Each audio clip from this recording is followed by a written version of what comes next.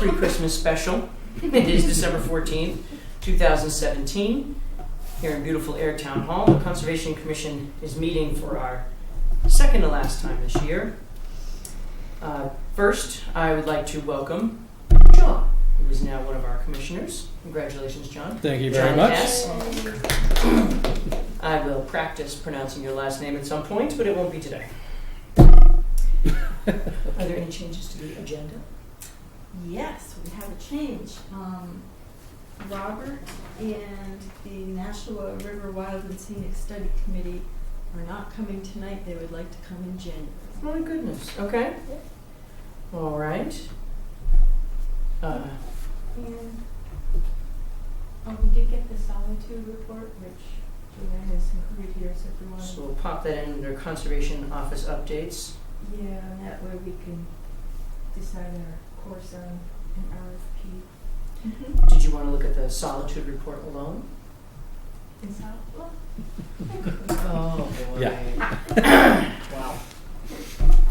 I would accept a motion to approve the agenda as marked up.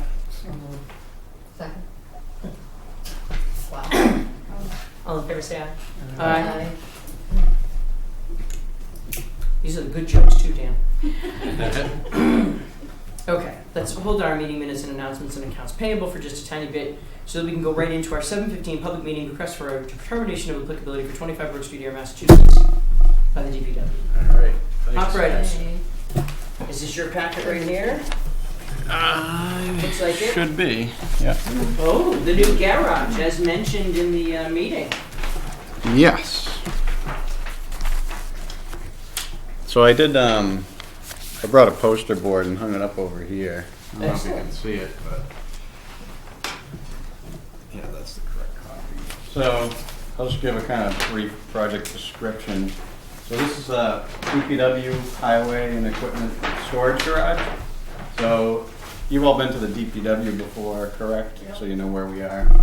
Kind of on the top of the page here to the north is the existing highway and equipment maintenance garage and the DPW office where Mark, the GIS guy, and I are all in that same room right now. But soon we'll be in a new building. But so we had a space needs study done a few years ago, and obviously identified that we need more space for our highway equipment and for some of our other department equipment and staff. And so this is where that came from. So now we're working on designing this highway garage, which we have funds for. So we decided the most practical location would be directly across from the existing garage, so that equipment can be kind of shifted around. And it'll kind of probably more be a seasonal thing. We'll have equipment stored in here, in the new garage, summer equipment and stuff like that now, and then vice versa, depending on the season. We tried to stay away from the buffer zone as much as possible with our location. And you can kind of see here, we have our wetland down on the south, in green, and the orange is our 50-foot buffer, and the pink is 100-foot. And we'll have to do some site clearing around the garage just to get rid of trees that are nearby so that we don't have any issues with those. So we have an approximate 920 square foot area of clearing that's within the buffer zone, which is why I'm here with the RDA. Let's see what else we got. It was 900. 920. So I kind of, on the plan I show this dashed line. That's our limit of tree clearing, and also where we'll put our erosion control barrier. So staked compost filter sock is what we're showing. To the west of the garage, we're going to plan to put in a parking area. This will be outside the buffer zone. It'll be a gravel parking area, kind of similar to what is where the new garage is going to go. It's gravel in that area now, near the fuel station. So we're planning to do that, and then we'll also eventually add a turnaround for the fuel station. So right now vehicles come in, some larger vehicles have to back out, or they can make the turn in the existing gravel. This turnaround, actually it works for a fire truck. AutoCAD, but I don't see in real life it does. But, so they may still have to back up, but it'll allow most vehicles to be able to go to the existing main pumping station driveway and just pull out and through and out. There's one more line on there that you didn't highlight, but Yeah, the 25-foot buffer. no, Is that no, what- no. The one that cuts right Oh, through right. the smack through the Yes. building. So that, yeah, that's also something I wanted to talk about. So natural heritage border, the boundary, the limits are from this bold dash line kind of west, southwest, inside where the DPW is not part of the natural heritage boundary. So I have submitted to them for a review for their purposes, and I haven't heard back officially yet on it. I submitted it a few weeks ago, but I have a submittal into them Mesa filing. When were you planning to start construction? Hopefully this construction season, probably hopefully bid it late spring and Okay. then go from there. The only reason I ask is that I'd be very uncomfortable issuing an RDA until we hear back from Natural Heritage. Okay. So for instance, let's say Natural Heritage comes back and they say, absolutely not, we want to see this, this, and this. We would be remiss if we didn't address that in our RDA. Okay. Yeah. And we would want to reference their report in our RDA. Yeah.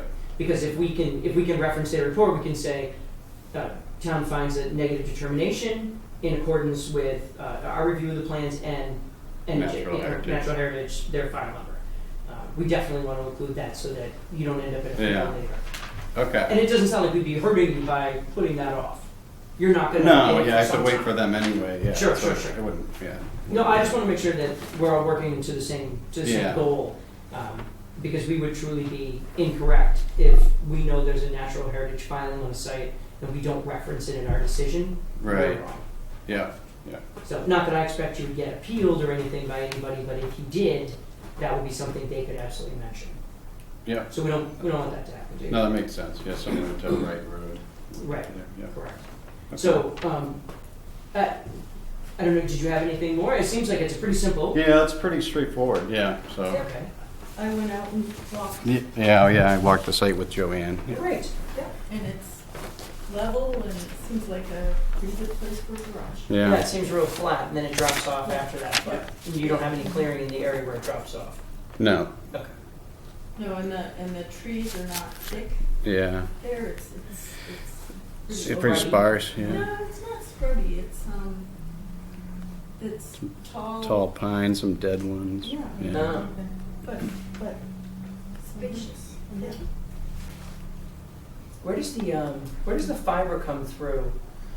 That the Um, that the state ran? Yeah, that comes through Is it down there? somewhere Yeah. down in this area and then cuts over on these overhead wires. So it's all overhead.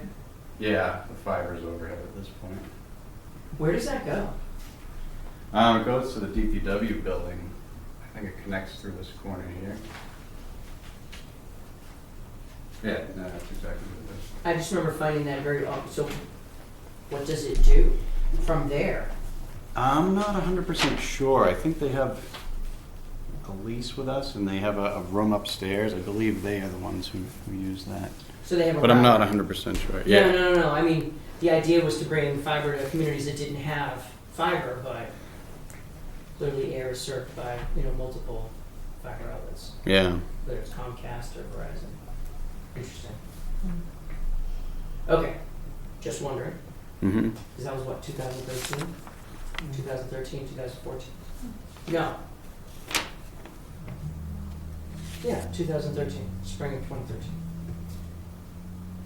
Okay, so it seems pretty straightforward. Yeah. Site looks good. Yep. So our only thing is we are both waiting on natural heritage. Okay. Yep. So, does anybody have any further questions about the project? Just for note, none of the buildings in the buffer zone, just some of the clearing for the parking area. Clearing, it's not even for parking area. It's Okay. kind of just for The building. the building, yeah, so that trees don't fall in the building. Yeah. No, it seems like a simple project. And I think we're one vote away. It's just the we do need to hear back on what natural heritage Yeah, has to say. that's totally So we can understandable. reference it. Yep. Well, because if they came back with something more stringent, then we might be in an NOI. Not that I expect they would, but you know what I'm saying. Yeah. So, okay. Well, Dan, thank you very much. Anybody have any further questions? I would accept a motion to continue this public hearing to December 28th. All in favor, say aye. Aye. Thank you. That was your first vote, huh? All right. Yeah. Good job. We're so proud. Thank you. Nice work. So, Dan, tell us about how everything went on your Right road. line over there. Oh, yeah. Yeah. No, it went really smooth. So J.D. Amico was our general contractor, and they subbed out to Henniker Directional Drilling to do the directional drill. And they set up, I think it was on a Wednesday, D'Amico kind of set up the entry pit area, and then they were done by the end of the week setting that area up. And then Monday, Henniker came in, and it took them 3 days to bore 800 feet, ream back, and get the pipe in complete. I missed It was- the whole thing. And that was, Yeah. that was under the water, everything, no issues, no Yeah, problems. it was just all sand, so it was just, Wow. yeah. Great. Wow. Yeah, it was Well, awesome. that's pretty darn lucky. All Yeah. sand, huh? Yeah, Hmm. so they got right down to about 20 feet or so and Wow. kept Shot it right going. through. Yeah, so, So I saw where the pipe came up on Kohler Place, a little pipe.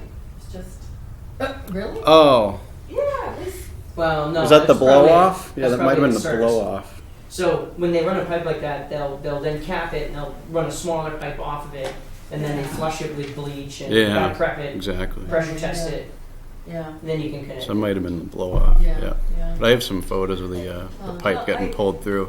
Actually, AJ's son was out there playing, and the pipe was getting pulled back, and he sat on the pipe, and he's riding it for. It's going really slow. He hopped right off. I was trying to get a picture of it real quick. I guess I don't have Give AJ some. pictures of it. So that, the day that they got the little pipe poking up, Oh, so There the was- initial. yeah, there was Yeah. some other guys with big black pipe, Yeah, that was the pipe we were installing. So they were Okay, so that butt got- fusing that. and that got pulled back. Yes. Yeah, so that got pulled back. Yeah, that was pretty cool. Hmm. So have you been pressure tested and flushed? Or? Yeah, everything. It's online now. We haven't back flushed the right road area yet, but that's in the works. So it's online now, but we've always the water guys have always flushed the line from Snake Hill Road out to the dead end, but now they're going Right. to back flush it and hopefully Got it, pick up a going bunch the of other stuff. Going down the Yeah. side roads, like- Yeah, they're going to do it in sections, and they'll come up the side roads. Don't worry, Jess. No. Just incidentally. Yeah. What road are you on? The one you were going to do first. No, Yep. literally, it'll be the first one on the left. Oh yeah. Okay. Okay. Yeah. So went well. No. They're going past you. Yeah. You want them to do yours first. Although actually, so how would that work? Yeah. So those dead ends are still dead ends. Yeah. So Hydrants at the You got a hydrant. they're going to go in sections where they have valves and they kind of have hydrants. They can do it in sections. Oh, cut it I- off, blow it out. Yeah, blow it out that section out, move to the next one, cut that one off, blow out that dead end. So I think the most important thing is going to be just the simple fact that the water has a place to go in the main, and then that'll clean up water. yeah, and we have a water model which I'm working on. We have to get our GIS mapping kind of down a little better before I plug it in, but I want to plug that into the model too and see how it reacts. So that'll be interesting to see. But, So this might have something to do with the phone call I got today from the Stratton Hill developer saying he wants to get going again. yeah, Now that I- they have maybe better water. And I'm sure that's not his reason. yeah, I've heard Sure, his off. I reason think is a year house ago he was in saying that too. But I guess he's always been kind of off and on. Yeah. So Well, that brings up, I so heard his son was gonna take over the project. wasn't he Wasn't he nearing what might be a potential retirement age before? Might have been thinking about retirement. Yeah. I think he Yeah. passed it. Yeah, I think he's 81, I want to say. Yeah, he's older, right? Yeah, I think he's in his 80s. While back, right? He's in great, he's Yeah. in great shape. But you would just wonder, when would you want to enjoy your retirement? Yeah. Yeah. Yeah. So, Yeah. house building is unforgiving. Especially Yeah, when you you want know, to. yeah. A lot of ledge up in there. Yeah, that's quite a Lot- project. Yeah. A lot of ledge. All right, so let's see. What other projects did you guys do? So recently, you just did downtown here. That was nice with the paving. What was that? The Pleasant Street, Yeah. Lower Pleasant, yeah, so that was a reconstruction with a CDBG grant. So we did all new utilities, new road, Right. road and sidewalks, so. Nice. We're looking to possibly do another one of those in a few years, maybe down Oak and Prospect, but we don't know if, we're just kind of getting our numbers together, working with economic development on that. But I know it's non-jurisdictional, but when you turn up Washington Street, wouldn't it be great if there was no parking for like 200 feet in there? It is just so scary when you go around that corner and people are opening car doors. And Yeah, there's like someone's those going to get 3 hurt there. spots. Yeah, and there's Yeah. no lights. So you come around the corner and somebody's parked there, and all of a sudden their door opens up. I'm just really worried somebody's going to get hurt. It's just such a bottleneck there. Yeah, and Mark was actually meeting with our traffic consultant today, and they did a parking management study, and we're going to start implementing some things, maybe painting lines on Main Street. I don't know if that's in the, in the works, 'cause I know there's a lot of I can write up your fight back survey for you against right that. now. Yeah. Over there. So, It's just a case of, we were coming up the other day, and my son is 16, and so he's learning to drive. And yeah. we come around the corner, and I'm like, you gotta be careful, you gotta be careful. And she wasn't even looking, just opened her car door and stuck her head out. And the sticking your yeah. head out should be something you accomplish first, whether in the mirror or whatever, but no, opened the car and just stuck her head out. It's like, yes, we're going to kill you. When you do that. Yes, we're the last thing you're gonna see. And, and you don't want that to, No, it's that'd be a just bad awful. way to go. It's just Yeah. awful. And, and of course he's like, what is she doing? I'm like, sometimes people aren't careful. But yeah, that section is just too tight. It's just too dangerous. I agree with you. Yeah. But anyway, just don't want anybody to get hurt. You want to catch Bill up on Pleasant Street Extension? Oh, Oh, well, yeah, I'm we not were fully in the down loop. there. We were kind of Okay. talking about it, but We you're were probably down more there in the last loop than week. I am. Yeah. Yeah, so you had a good find. Is the sewer tied in the way that we thought? Does it go up to where the That is all sewer line. yeah, Yeah. but not the bottom one we could look in. Yeah. And the one with Where all the- the water running into it, that's sewer. That's all, everything we looked at is sewer. Okay. Yeah, I haven't physically been up there, but I'm in the same room as Mark, so I kind of hear everything. So Yeah. what we're saying is right now groundwater is entering sewage. I was up Well, they- there with Mark Wetzel, So he got a chance to see it. and you should have seen his eyes. Mhm. Wow, that shouldn't be happening. It So really Onyx- shouldn't. No, so Onyx went up there and has made a temporary fix. And they're gonna go back tomorrow? Water is coming out of the pipe. What's the fix? Well, there's the possibility that they actually didn't seal, where the pipe goes. The joints through and the stuff. main- Oh, yeah, where the penetration the water was? was coming Yeah. out of the pipe. It was coming out of the pipe. That was my first thought, right? Is Yeah. it coming around the... No, it was coming out of the pipe. So, there's some temporary fix has been made and And I know Mark's having them retest all the sewer pipe up in the Yeah. subdivision that they've Yeah. installed. Sweet Francis. Yeah. and he's written a letter to the planning board, which you all have a copy of, a draft. Somewhere in the bottom.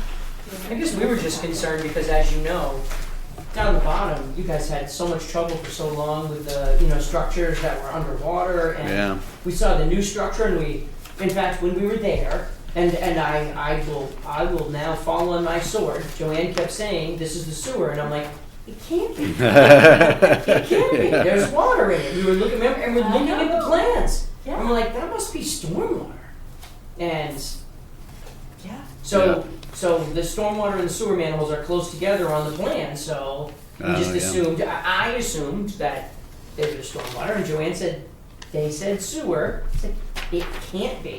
Remember what we said? Look, there's I know. water flowing in it. Yeah. It can't be sewer. Yep, well, surprise, surprise. So, this is a draft that Mark has written, and we are invited to add anything we would like to add, or we can even write our own letter. Have you seen this? No. So he hasn't sent this yet? No. Well, there's a couple different parts, right? So, one of the primary concerns that we had is that really from an excavation standpoint, they've had minimal disturbance, and they've already got water coming out of the ground. That's a terrible sign. Oh, yeah, and Mark is really aware of all the, from Trevor Trail all the way up to Washington Street. There's just water in that. It's not even really, it's a slight hill, but it's just really, really, really wet. And it's all coming out on Trevor Yeah. Trail. And Trevor Trail is a completely different water problem than the water in the sewer pipes problem. So, we were pretty concerned for a number of reasons. Number one, if they have uncontrolled water today, what's going to happen as the project goes along? Number two, what happens to the homes that, unless they literally start building them up out of the ground like at Jonathan Drive, Oof. Yep. you're talking about the exact same problem. Yep. It's Yeah. it was not pretty, and that's at the top of the hill. It's not going to Yeah. get better as you keep going downhill. So, but you're nodding your head as a man who clearly doesn't have to do anything. So this isn't your problem. No, and we should let this man go home. So this is what's eroding off the end of Trevor Trail. Oh, They've okay. dug a big trench all the way around the cul-de-sac. And it's just coming over the edge here, right next to the street stormwater, which the structures up in the circle are paved over right now, so there's nothing coming out of this, but it's just all coming over here. And this is the beginning of a, let's see, I made the mistake of calling it a something when it's actually a grassy water quality treatment, something or other. Swale or Is it something, branch yeah. or swale or? Was it down the bottom? That was the Yeah, the This thing is that Trevor looks like a Trail. pond isn't actually a pond. Let's see. It's a different thing. That's a different ugh. So this is what the pond that's not a pond looks like down at the bottom there. And in theory, you should be able to see through this water. Silt, Yeah. a wet water quality swale. Yes. That.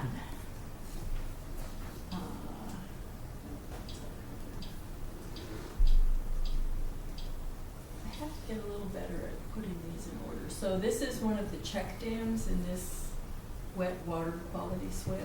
I have to tell you one of the things that I did over time, which always seemed like I was wasting my time. I made folders.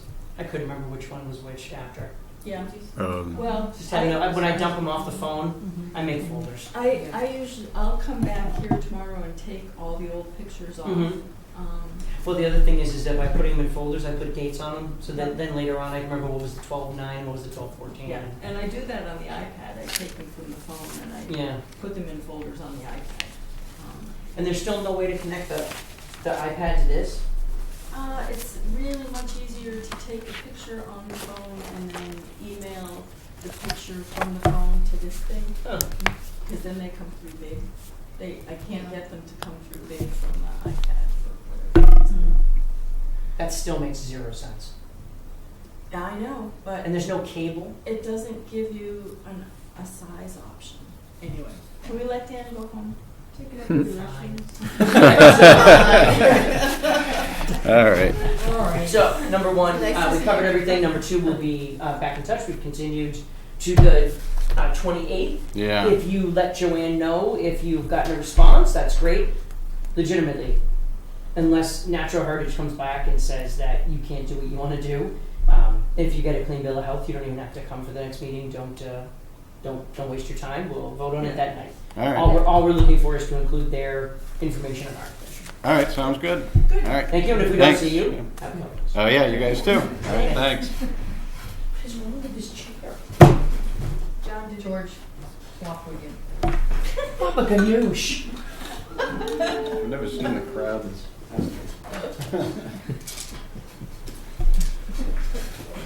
Nice to meet you. Yeah, nice to meet you too. Enjoy. That's the understatement of He's the in, he's in for a while. I didn't hear that before. All right, take care. See Have a good ya. night. Okay. So that's our 7:15. Why don't we swing right into this because we just all pulled it out. And you saw Nick Collins' response to Joanne's email before? To who? Nick Collins' response to you about he didn't see the issues. Yes. You saw that, right? I didn't actually. I haven't been in email, but it doesn't look like it matters what his opinion is. No. If you wanted to. I'm gonna- Yeah, I honestly don't know how Nick could have been down there and not seen what you all saw.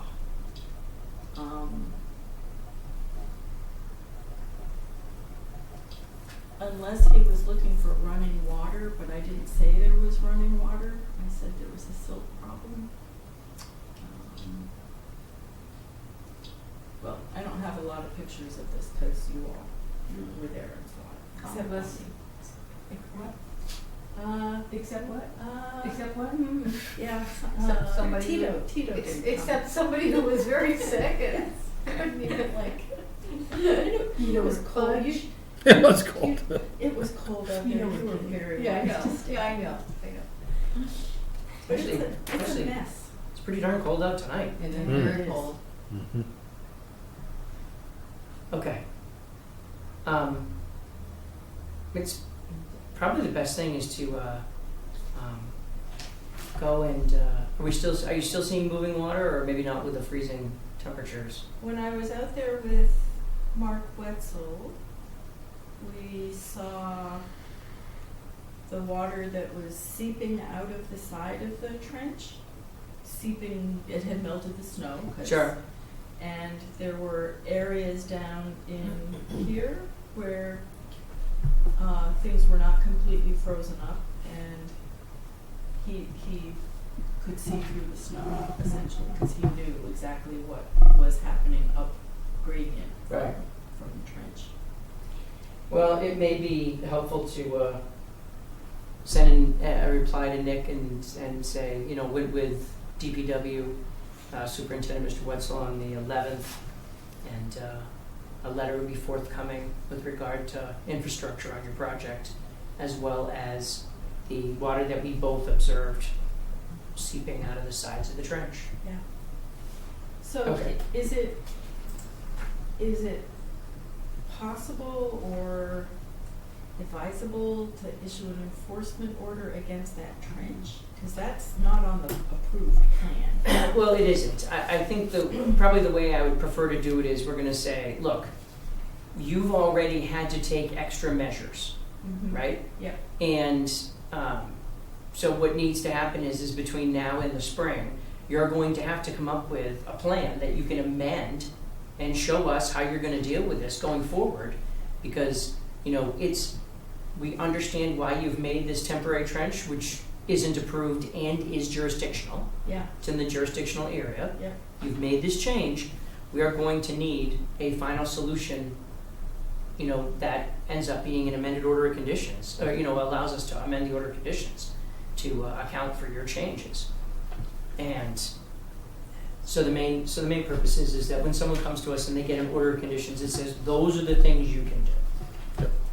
Now, outside of our jurisdictional area, if they make changes, those are changes that are, as long as they don't have an effect on our jurisdictional areas, they're fine.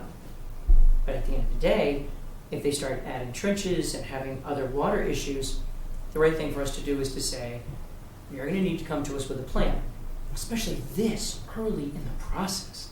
So is this actually a jurisdictional area if it's on the inside of the? Yes, I just answered my own question. So number one, yes. Yes. But also, number two, it affects the stormwater basin that was approved. Yeah. So therefore, this is part of the stormwater now. So what you gonna do? Now, I wouldn't be surprised if the answer they came back was, as soon as the stormwater structures are opened up, the water that comes out of the yards will then dump down in the street and go in the stormwater catch basins and run over. And that's a good thing. Yeah. Right? Yeah. That's something that they might say. They might. They might say that's our plan. And as in a lot of times, the plan is the plan until it doesn't work anymore. So I wouldn't be surprised if they say, let's see how the catch basins do. The real problem with that is that the next question would be, okay, to Mark and Dan, can you please review the calculations? Because I'm here to bet that their stormwater calculations were not based on water running out of the yards every day. Yeah.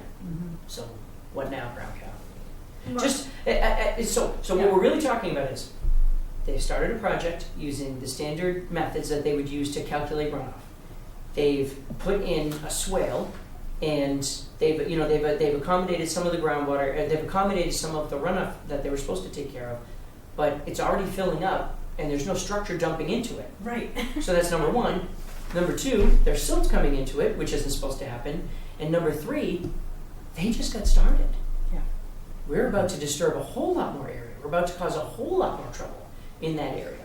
So if we have a problem with water now, it's only going to get worse. We need to address it each step of the process so that as we go through it. So when we did the Willows, all the water problems that they had were running right down the street. Mm-hmm. And it was repeated enforcement orders and violation notices, and you guys got to clean this up, until finally we just said, handed it off to DEP and said, we're not prepared to deal with this. Especially we were, Beck was part-time back then and all that. Oh, I didn't get to tell you guys, I saw Becky on a couple Fridays ago, 2 Fridays ago.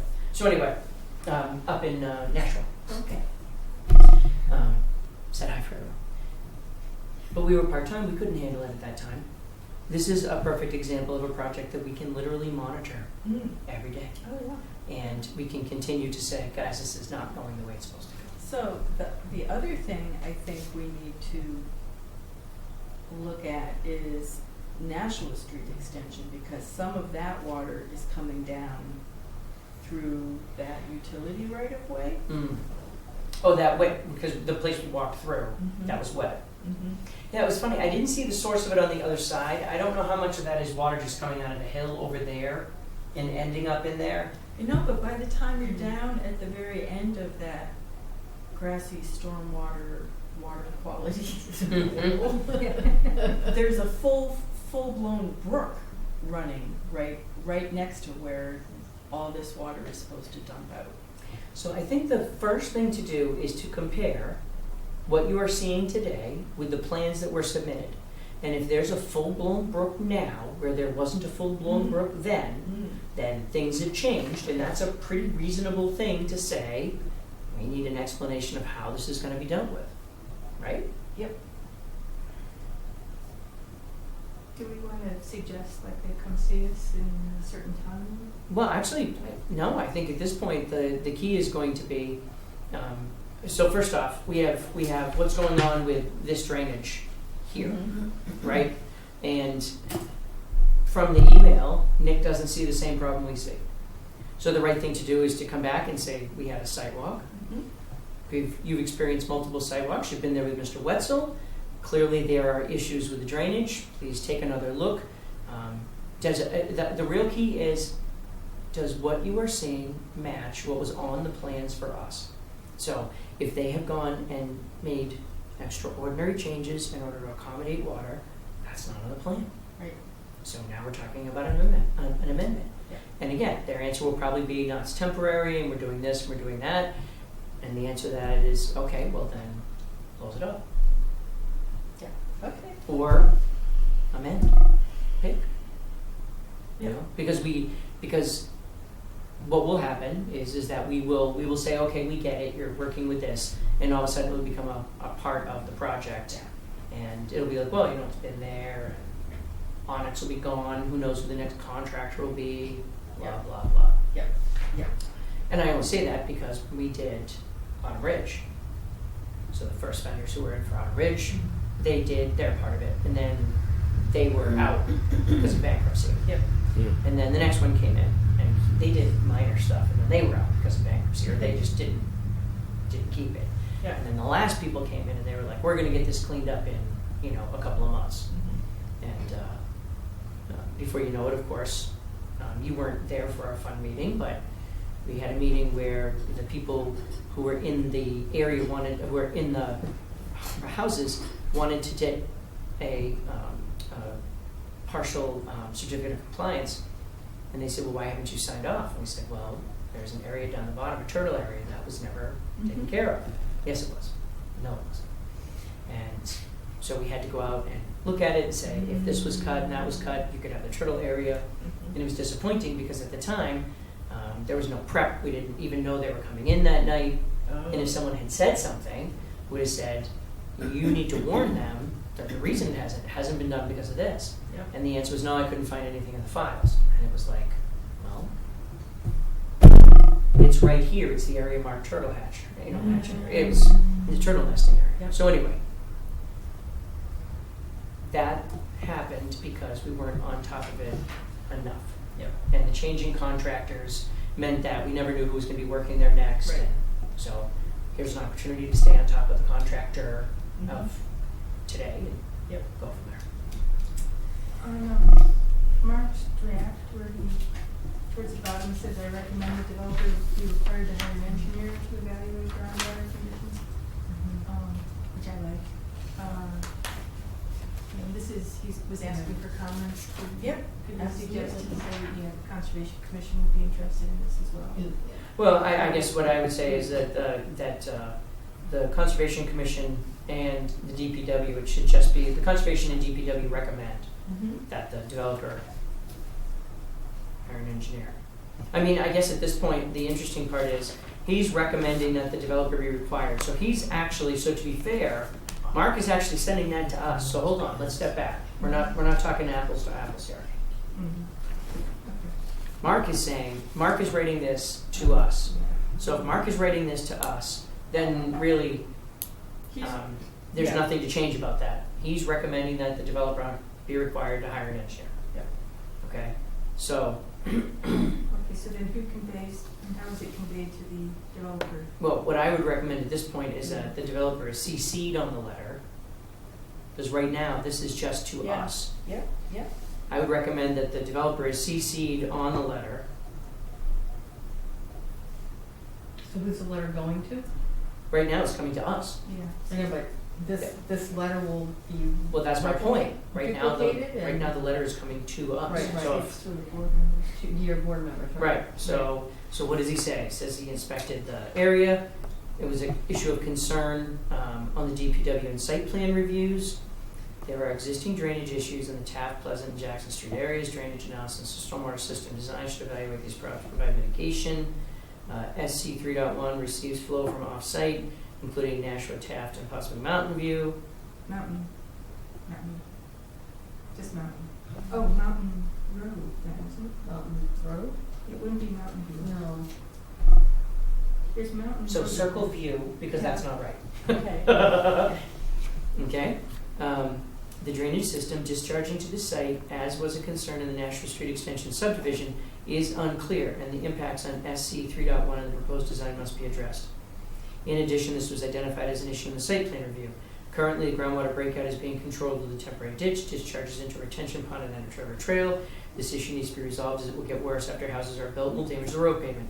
So here, after Trevor Trail, I would ask if Mark feels comfortable putting in his own comment. You both saw right now the groundwater breakout.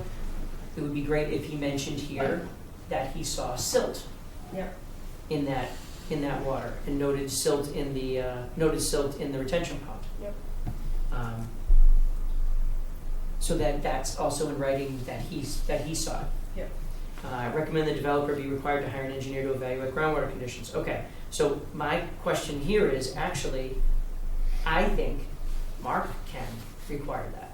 Yeah, Because I don't think he has to ask us to require it. I think Mark can require it. okay. Because right now, the question is, Mark, is there any reason for you not to require them to hire an engineer because of what it's already doing to your sewage system? Right. So, as we can all imagine, if groundwater is getting into the sewage, that means the town is paying to clear groundwater. Yeah. But also, if it can get in, it can probably get out. Yeah. So, if there was a backup or some problem with sewage, then that Mhm. could lead to, infiltration or defiltration. Exfiltration. Oh, there you are, right? Exfiltration. I like that. Who doesn't want to have an X? Jeez. So, to me, it feels like I understand where Mark is coming, and if he's looking for us to recommend that they hire an engineer, we may end up there because we'd give them a chance to say how they're going to deal with the groundwater, Yep. and if they can't, then we'd say you're going to have to come up with an engineered solution, Yeah. whether it's somebody on your staff or somebody else. Mhm. I feel like he can recommend they hire an engineer because he's got a problem now. Yeah. We don't have houses Well, yet. He could just require it. I don't Right. even think he needs to. Well, and that's what I'm recommend it. saying. He I just think- require it. Right. I think he should say that he's in the process of requiring the developer to hire an engineer Yeah. to evaluate the groundwater conditions. Yeah. We can certainly do it too, but I don't think there's any reason he can't. No, I don't think there's any reason he can't, and I'm wondering if there's a reason that we shouldn't write a similar letter to the developer at the same time this gets CC'd to the developer. Right, I think the idea would be to then say to the developer, we share the concerns of the DPW. Yeah. And then so, this is to us, CC to the developer, we would send an email to, a letter to the developer, Yeah, CCing the DPW. yeah. We look forward to, we are interested in your response to your engineering evaluation and solutions. Mhm. We expect to see you at our next meeting to discuss that. So is there any building going on while this is happening?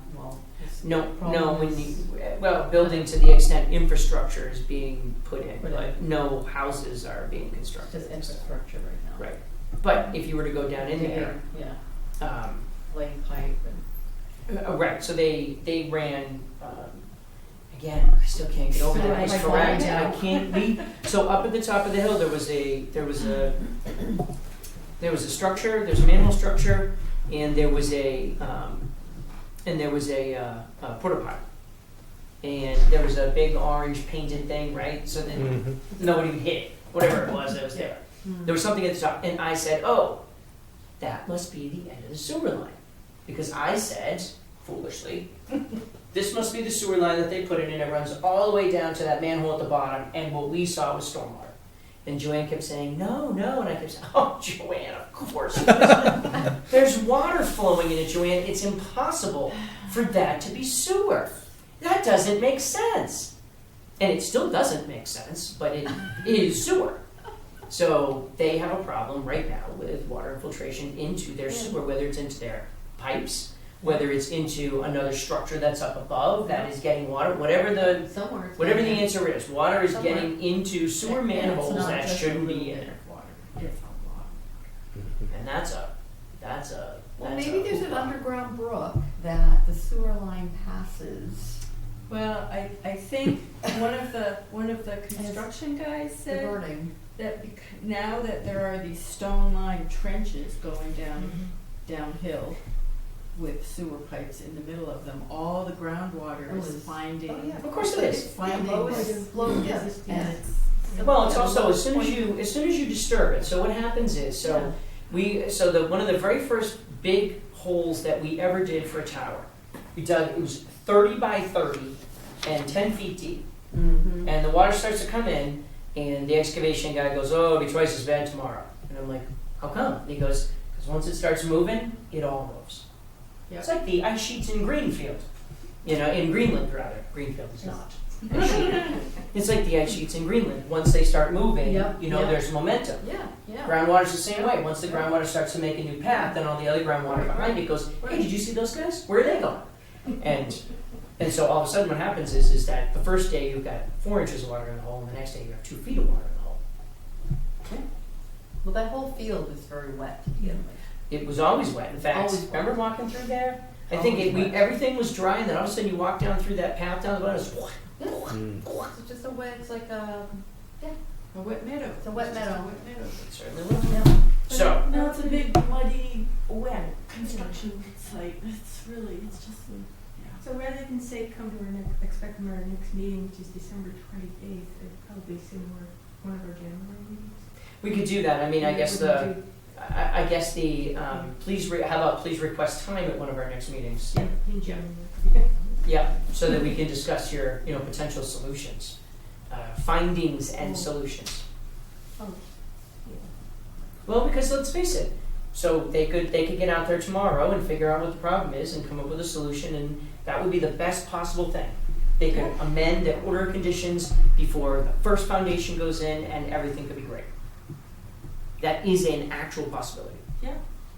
so this is all scheduled to be sold to Seal Harbor. Right.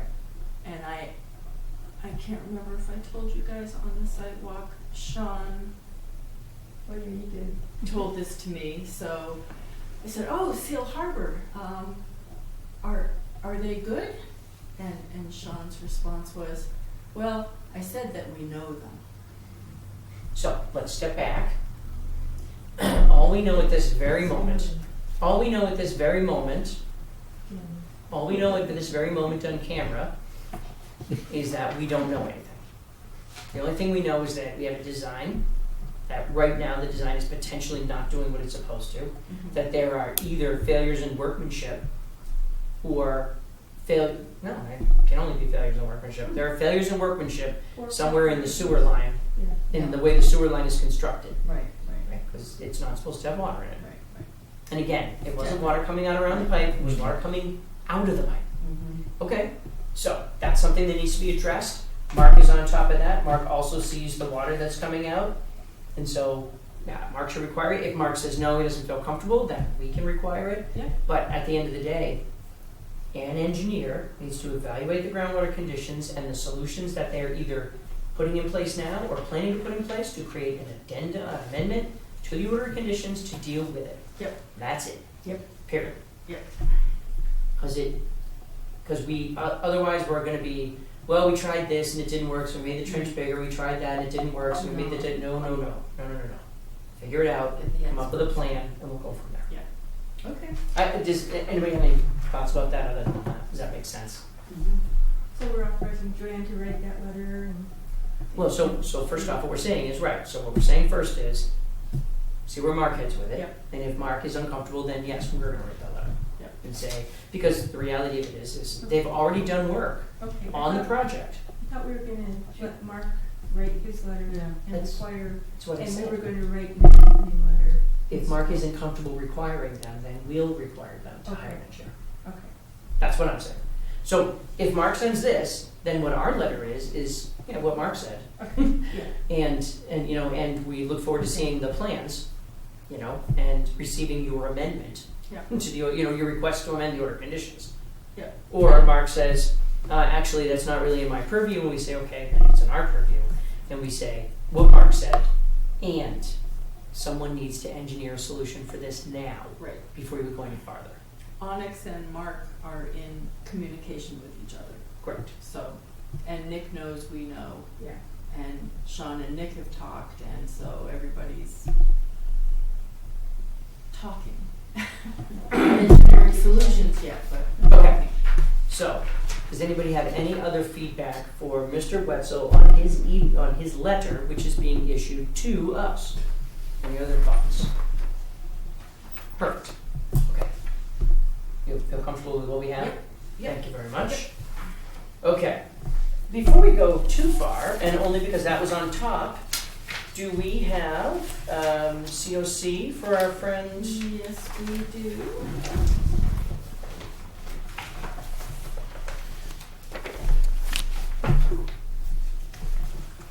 I also see we have an application here for 217 West Main. Is this for our next meeting? Yes. On the 28th. You doing something? So Oh, you no, have- actually, it's not for the next meeting, it's for the 11th, because they didn't get it in time Gotcha. to be advertised for the 12th. Okay. So, So while we're signing things, sure. we have other things we can sign. Okay. Yeah. So, based upon our site walk the other day, we were all very comfortable with the work.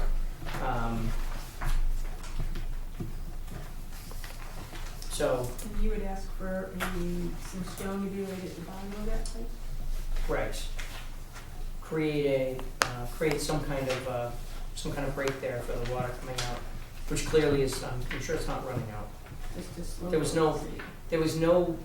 There was no visual evidence that there had been heavily flowing water out of that pipe ever when you looked at the leaves and everything down the Mhm. bottom. Mhm. So water comes out of the pipe, but it's not an issue. Okay, so I would accept a motion to issue a complete certificate of compliance for DEP file number 100-0373, project at 25 Coolidge Road. It passed because I wasn't there. Oh, you weren't? You- Second. Excellent. What's your first second? That's a big night. First, second. What else is there? We'll find something else. All in favor, say aye. Aye. What do I say? Oh, any abstentions? No, but she can vote. I Can't she? can. Because she was there when we reviewed it before. Well, we reviewed it, but I wasn't on the sidewalk. But you don't have to be. You don't actually have to be on the You don't have sidewalk. to be on to- the sidewalk, Nope. right? And you didn't miss any hearings, that's what really counts. Yeah, So, yeah, that's true. say that. Aye. Excellent. Good on you. Okay, you said we had other signature stuff? Yes, we have, these people at 15 Oak Ridge Drive, these people. You don't get to sign that? Oak Ridge Drive. Do I sign it? Oh, Yeah. Oh, those people. those. Did we really sign off on this? I didn't think we did. We just didn't sign it. We didn't- Really? We didn't have the paperwork. No. Okay. So I would entertain But we already voted though. so we just didn't sign, but we voted? We voted, You certain? yes. Yes. But I didn't bring my minutes with me, but I'm certain. What's this? It's Your- the, your it says RDA. 15 Oak Ridge Drive. Oh, that's my She's- RDA? She Okay. said it like 4 times. It's your address. Oh my God. Where do you go back to it? I was thinking like up the street, I didn't think you could say 15. I'm like, There's something we should know. I can look up on my. what's his name? No. I'm trusting you. I'm Across the street trusting. from, you know, up on the hill. Okay. That's what I was thinking. Oh, My- yeah. That was in the forefront of my brain. It I'm would like, be. wait, we did that. So, We've done it already. Based on Jess's memory and Bonnie's My not so memory. much, Yeah, I was in the back. Jess says we have voted on this. I'm willing to trust Jess. Okay. Unless you'd like to make a motion to. Okay. A resounding okay. Right. John, you cannot sign this because you were not there the night we voted on it. Mhm. Just so you know. But Bonnie's not going to sign it. But I'm not going to sign it either. What is that all about? We're putting a deck on the back. Oh, Back of nice. the house. She had to recuse herself. Yeah. It's disgusting. What you had a deck back there? No, that's awful. Yeah, we're going to enlarge it. Hmm. It's going to be a big deck. Oh, Nice. Big deck. Shut over the pond. Yeah. Yeah, like, there's all kinds of goodies in this package if you just. but I thought we did this already. Didn't we do this? No, I didn't think so. No. We walked this back at the beginning of the year. Oh, No, Mark said it's Yeah. going out to bid in January. Yeah, maybe, but We we did the site walk. We did the We just site didn't walk. have. It's a big packet. I remember it's a big. There's an order of conditions for it. Yeah. Well, that's what I said. So okay. All right. Why don't we? Here, let's Do you want finish. to skip to this, or did you have some? Did you have an order, a different No, order? this is the emergency beaver. More signing? Yes, we have a lot of signing. Sweet Francis. Yes. This is, Oh. so there's a little inconsistency. The second page under that paperclip is Bridget's actual emergency permit. That's for the installation of a beaver deceiver, not for the removal of a dam.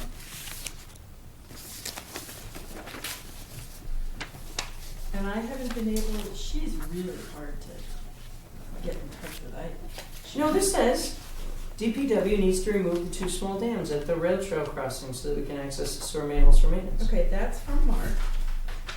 I guess maybe it's the third piece of paper. Is that Bridget's? Emergency permit, She's the Board of Health. installing a beaver device. Yeah, Oh. Well, that's pesky. yeah. So Mark went to Board of Health and To get the an emergency filed an emergency, beaver dam beaver removal thing, beaver dam but removal the thing. paper he got sent was for the installation of a beaver deceiver? All right. Are there just 3 copies, or were there Yeah. 3? Okay. So that's Kryptonite. So I'm not comfortable signing anything until Bridget replaces it. Okay. We don't issue emergency permits. Bridget does. Right. Bridget's emergency permit for the Mm-hmm. discussion in this group. Mr. Wetzel did apply for the correct permit. Right. I wonder if she cut and paste, made a mistake, issued the other permit, but we would be remiss if we didn't point it out. Mm-hmm. Okay. So we cannot sign that because we don't have the paperwork that says that it was correct. Clearly, Mr. Wetzel asked for that, Mm-hmm. but she did not approve that. Mhm. So we wouldn't want to tag on to something knowing it was wrong. Well, I'm surprised Mr. Wetzel isn't going to Bridget and asking, where is my Well, I also wouldn't- emergency? I also wouldn't be surprised that that permit showed up after he was done. Oh, I think that's very much the case. What probably happened was he went in and filed, and she said, "That's no problem." He said, "Great, we're going to get those out of there." And she's like, "I'll send that over to you." Yep. You know, in a very appropriate and Uh-huh. professional way. Uh-huh. And just when it arrived, it was wrong. That's what Mhm. I am banking on. Mm-hmm. I highly doubt that Bridget's going to come back and say, Mm-hmm. "Well, no, I said we couldn't do that." I doubt that's what Bridget's going to say. So where are these beaver dams? It's all down at the bottom of that site visit you skipped. There's that big field, Yeah. and continue on towards power lines, Yes. where that whole wetland area. Yeah. To show her on this map that Mark. So it's on the, so as you're going toward Nashua on the rail trail, on the right-hand side. On the right-hand side. Right, with this very steep down. Right. At the bottom. So if you were on the rail trail, go Yep. steep down, Steep and you down. went this way, Yep, the land over here is Right. where we're talking about the houses being right, built. right. Okay? Where that comes down, remember how that was all water? Yeah. Okay, well that was all water because the water there was over and onto the other side. Yeah, Now that that dam is gone, yeah, and this is just a stream, yeah, they started to make a dam over here Right. parallel to the rail trail. right, right. In an area that there's no damming there before. No, I. There was, No, there's a dam, there was a beaver dam. actually, the more I two- think, there were reeds there, right? There's, No, there was, 2 years ago, there was, 2 summers ago. you not think there this was a town- dam there? Yes, not last summer, but the summer before. I distinctly, because I remember saying to Jeff, like, oh, look down there. Like, it was early in the spring before things got going. Yeah, right? yeah. And I'm like, look down there, isn't that interesting? There's a beaver dam there.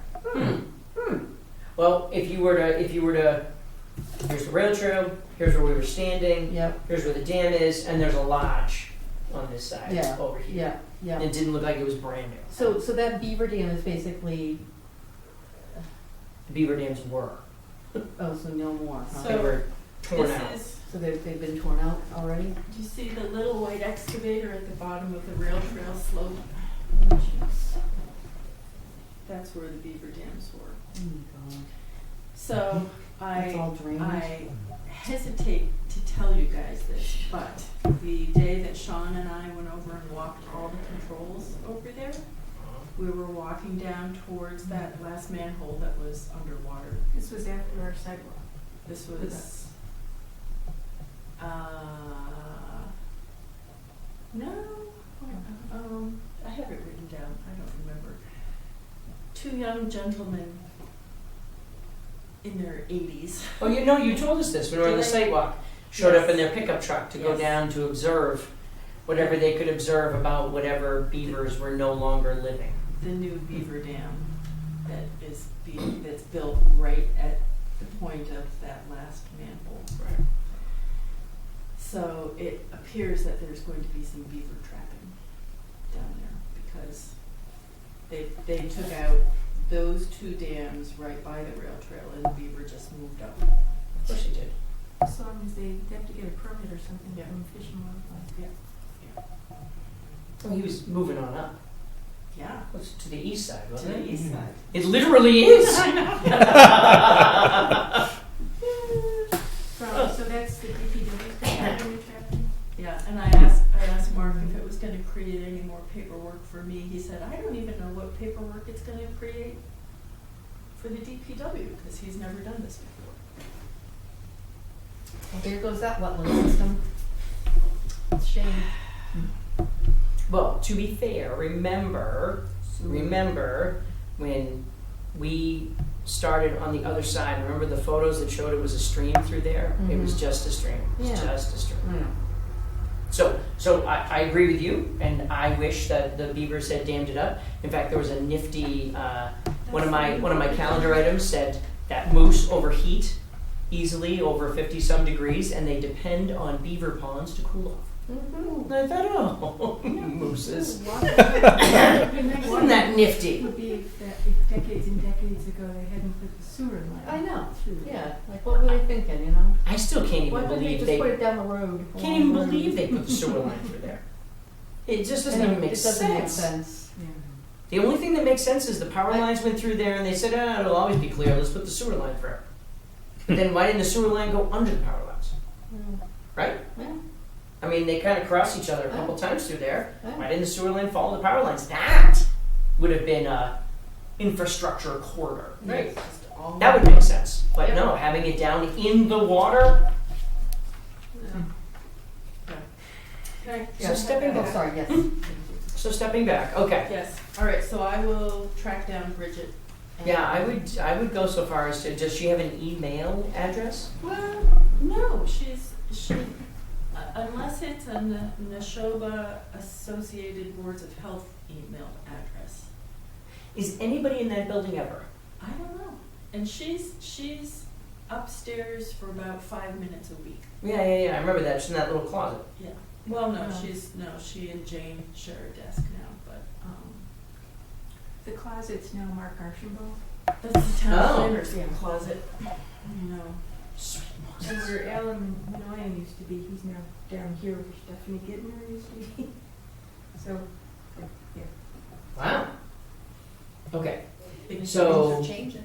I don't know how big a have-a-heart trap could we get to put her desk in, right? You just hear it shut, and you're like, I'm just gonna have to find out the actual way to contact her, because it's not clear to me. sticky notes, bottle of wine, Yeah, go over and. Just walk over there I'll on the find out. hour. every camp hour. out. Yep. Get a cell phone number. Well, if we haven't already got an email address, what's a cell phone number going to do? I would just start working at her desk. Wait for her to show up. Yeah, the 5 minutes she's in that room a week, she would hardly even notice I was at her desk. Well, I would consider making 2 letters, sticking one on the desk and sticking one in that door. Yeah, that's what I would do. Okay, so clearly we are not withholding permission since the work's already been done, but we are uncomfortable signing off Yeah. when the paperwork doesn't align. Yeah. Okay. What else you got for signing? This is a draft, Hmm. perhaps, of an enforcement order for 2 Sandy Way. Have you had a recent site visit? Yeah. I'm not asking you. So, So, I did, as a matter of fact, this week,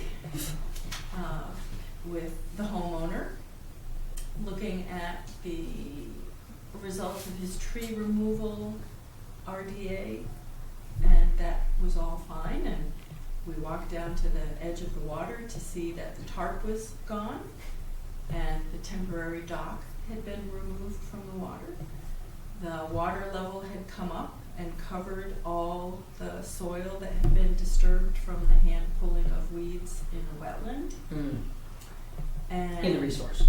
in a resource, and our homeowner was very angry with this commission because he feels that we wasted his time by having him come into a meeting about what he was doing and his desire for a dock license, and that he spoke with someone at the state waterways division, and they told him there did not need to be a resource management plan in place for Sandy Pond in order for him to get a dock license, Interesting.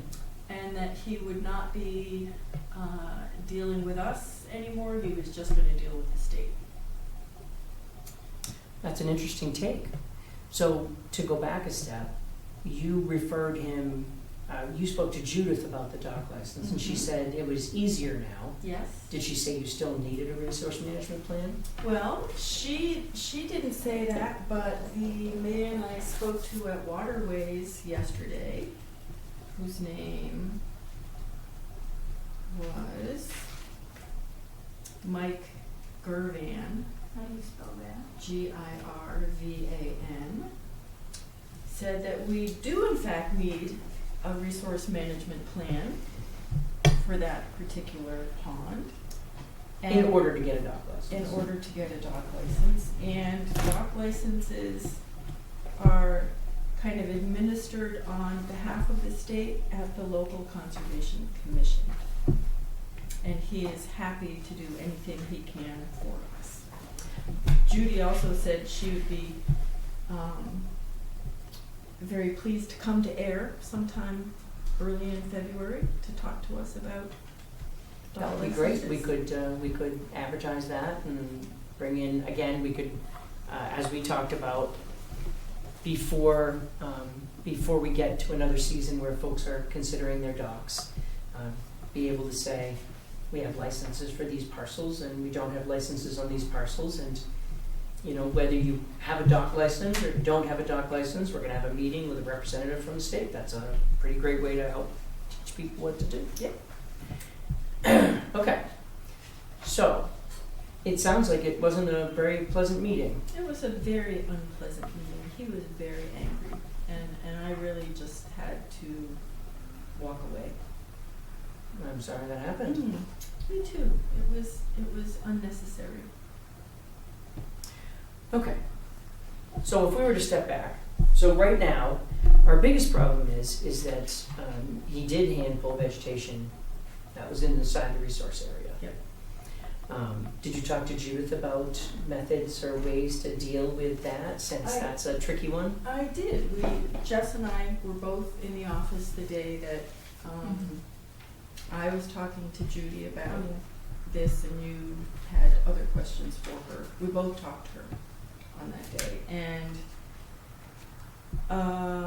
whatever I wrote on the enforcement order is really straight from Judy's conversation with me. Okay. About This says, property owners should take the following action. Cease the removal of vegetation in the wetland, dispose of piles of dead wetland plants and invasive plant seed tops under the direction of a professional wetland scientist. In order to legally pursue any future work in the wetland resource area, a notice of intent must be filed with the Air Conservation Commission. A dock license must be applied for under Chapter 91 simultaneously with the notice of intent. Okay. So, I think the only other thing that makes sense to list under the enforcement order is not just the hand pulling of vegetation, but also to list installation of a dock in a great pond without a dock license. Okay. So do you want me to write that right on yeah, here? go right ahead. Yep. Because, and again, I can't stress enough how 10 years ago, none of us knew there was such a thing as a dock license. No clue. Yeah. Never heard one. Mm-hmm. No one on the commission had ever followed up with one. No one on the commission had ever been told that one was needed. Mm-hmm. And so when Chapter 91 came out, and no, 91? Chapter 91. Yeah. In Chapter 91, when we learned about Chapter 91, which was passed in the 1860s, when we learned about Chapter 91, and That's true. Literally, ostensibly 91 waterways created regulations. to protect great ponds because they would be used by multiple people, whether for ice or fishing, and it was literally food and food. Sure. Yep. When we learned about that, none of us knew anything about it. We went to the classes, we met with the state people, they told us exactly how to do it. Exactly is actually a tough word. They told us that we needed to get to a point where we issued something. And we said, well, is that a notice of intent? Is that a RDA? How do you want us to do it? So anyway, so we decided that an RDA was the right way to go. And what is it? It's good for 15 years? 15. So actually, sweet Francis, we're only about 4 years away from those first people with dog licenses having to come back to renew their dog licenses. So that's a question for Judy when you was here. Is That's that it. just a simple renewal? Or? Right? Is there a definitive process now? There was not a definitive process then. Is there now a definitive process to go ahead and renew dog licenses? And we were very careful with each dog license to say, make sure that you show your beach, because you were allowed under the RDA to do beach nourishment. Oh. And again, the main reason is that Sandy Pond is truly a sandy pond. We weren't worried about people making a beach like might happen on Flanagan's. Flanagan's is not a sandy pond.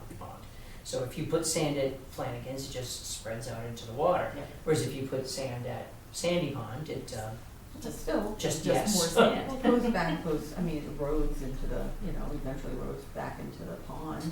Right? It certainly does. Right? More Some and of it more washes sand. in. Yeah, yeah. But the end all be all is Yeah. it's sand into Yeah. sand. Yeah. No, So, yeah. I mean, we're not looking for it to happen, but it's not such a big deal when it's already sandy. Right, And so we were all for beaches and beach nourishment. And so we thought that was a decent plan. But at the time, there were all sorts of dire consequences. If you end up with a resource management plan, you're going to have to hire a professional engineering firm to come do this. It would be an expensive process with a biologist, and they would have to come in and go forward. If that's simpler now, that's wonderful. But I don't know that any one person on a pond could do a resource management plan. Funny, you should mention that I was because afraid of that. again, Yeah. in your packet, somewhere down here at the bottom, under the solitude. Oh, here we go. You found one for Wellfleet, huh? I did. Yeah, And I saw and that. I also have, I just have the one copy. So Wellfleet did theirs themselves. And this Richmond Pond, which is out in Pittsfield, Yeah. this is the entirety of their, and they did, their lake association did it themselves. How about that? I also emailed you guys today a copy of a 125-page resource management plan that a professional engineering company did for some great pond nearby. Well, first off, this is great. So have you been to Richmond? It's right on the line. It's right on the New York border. Yes. And there's a fire tower up at the top. There's a couple paths. There's a fire tower. It's actually got a really pretty view into into upstate. It looks beautiful. It's very lovely up there. So this is a pretty simple, Richmond's is pretty simple. Wellfleet has more ponds, so I think that's why there's longer. I also Yeah, they have found- multiple ponds in here. I keep seeing it says like 5. Yeah. 5 of the great ponds. Wait, how many great ponds are in? My goodness, man. Wellfleet is blessed with approximately 20 freshwater ponds. Yeah. Holes in the sand. Yeah. They're all petals. And I also found a resource management plan guidelines for areas of environmental, Yeah. critical ACEC, environmental yeah. concerns. ACEC. June 2004. Yeah. So that's even before. So by the way, this would have been what we would have been considering and recognizing during our whole get out the residents, Yep. Chapter 91, running around. I haven't read this closely. So the other thing I did was get Geosyntec to track down the person who wrote the Ayer Ponds report. Because it doesn't say on the report anywhere. There's no contact information, it just says report by Geosyntec. I guess I saw and the that. But two- isn't it signed by, wasn't it signed by the engineer somewhere, Bob? Bob H. Trail? Yeah. Yeah, no, I could have sworn he signed it somewhere. Well, he worked on it. Hartzell. He's no longer with Geosyntec, Oh, and okay. there was a woman who worked on it too. She also is no longer with Geosyntec. But I spoke with Dave Roman, who is happy with a little direction from you all to get us a price for turning the ponds report into a management plan. Really? Yeah. Well, that's pretty exciting. So, But he wants to know how in depth to go, or what our budget is, or he needs some kind of. how much money you got? I don't think we need to do Okay, any more so than the state wants. Let's step back a step. How in depth we want to get? Isn't there it's a resource management plan? Well, How deep do you need to get? I just told you, I sent you one that's 125 pages. Well, just because So- somebody's an overachiever doesn't mean that. I mean, I think weren't we shooting for mediocre? That was. But you know, looking at Richmond's, it could be, and I hesitate to say this too, that this is something we could just do ourselves. I'm gonna pretend you didn't say it. You So- know, that we have the. Liz Sorensen. Liz Sorensen. Her name is at the back here, right? Wasn't that her? I don't remember Lisa Angler, but I remember Liz Sorensen. The owners of each property around, that abut the shoreline have to be involved? I bet you there's some public participation process that I would think is so. preferred. For Great Pond premises that are owned by the Commonwealth, the water. The itself. water itself. But the resource planning part is, part of that has to do with Usually, but yeah. Who can develop a resource management plan? To be successful, it must include strong municipal and community participation and support. Okay, so let's step back from this because this is important, but hold on. Yeah. So where we started was we have a resident who seems to have gotten some bad information or misinterpreted some information that he received, and unfortunately, he's hearing someone tell him that he doesn't need to do these things that we're being told by the state we absolutely have to do. And unfortunately, those things the state is telling us are things that we were told 10 years ago Yeah. and are still true. Yep. So I guess I feel good that what the state has done hasn't changed any since we were last told, because obviously we weren't chasing it down. They said after this happens, you have to file, you have to create a resource management plan. We said, okay. And so we did everything we could. And we had been waiting. So what this individual did was they did hand pulling of vegetation in a resource area, Thank you. okay? Because it's pond, right? Yep. And then the other thing that they did was they placed a dock without a license. And I had those things in there, but because they weren't there when I went back this week, I didn't know whether to include them. Well, we've included it in the instructions for dock license must be applied for. So we didn't just make that up. Right. He had a dock. So placed a dock and he gets so used to typing, so I apologize. Placed a dock without a license in a great pond within an ACEC. Yep. Okay. So what this gentleman needs to do, and what's probably the best thing for us to do, is to send this along with a letter. I don't know if it makes sense to say we met with this person or we talked to that person, but what probably does make sense is to say that we are going to be having a meeting in February to review what this means for residents in the town of Ayer, and you should please watch for that as it goes forward. Now, where it gets tricky is that one of the requirements is to dispose of the piles and invasive plants under the direction of a professional wetland scientist. That was Judy's Suggestion? Yeah, that was something we were within our rights to order him to do.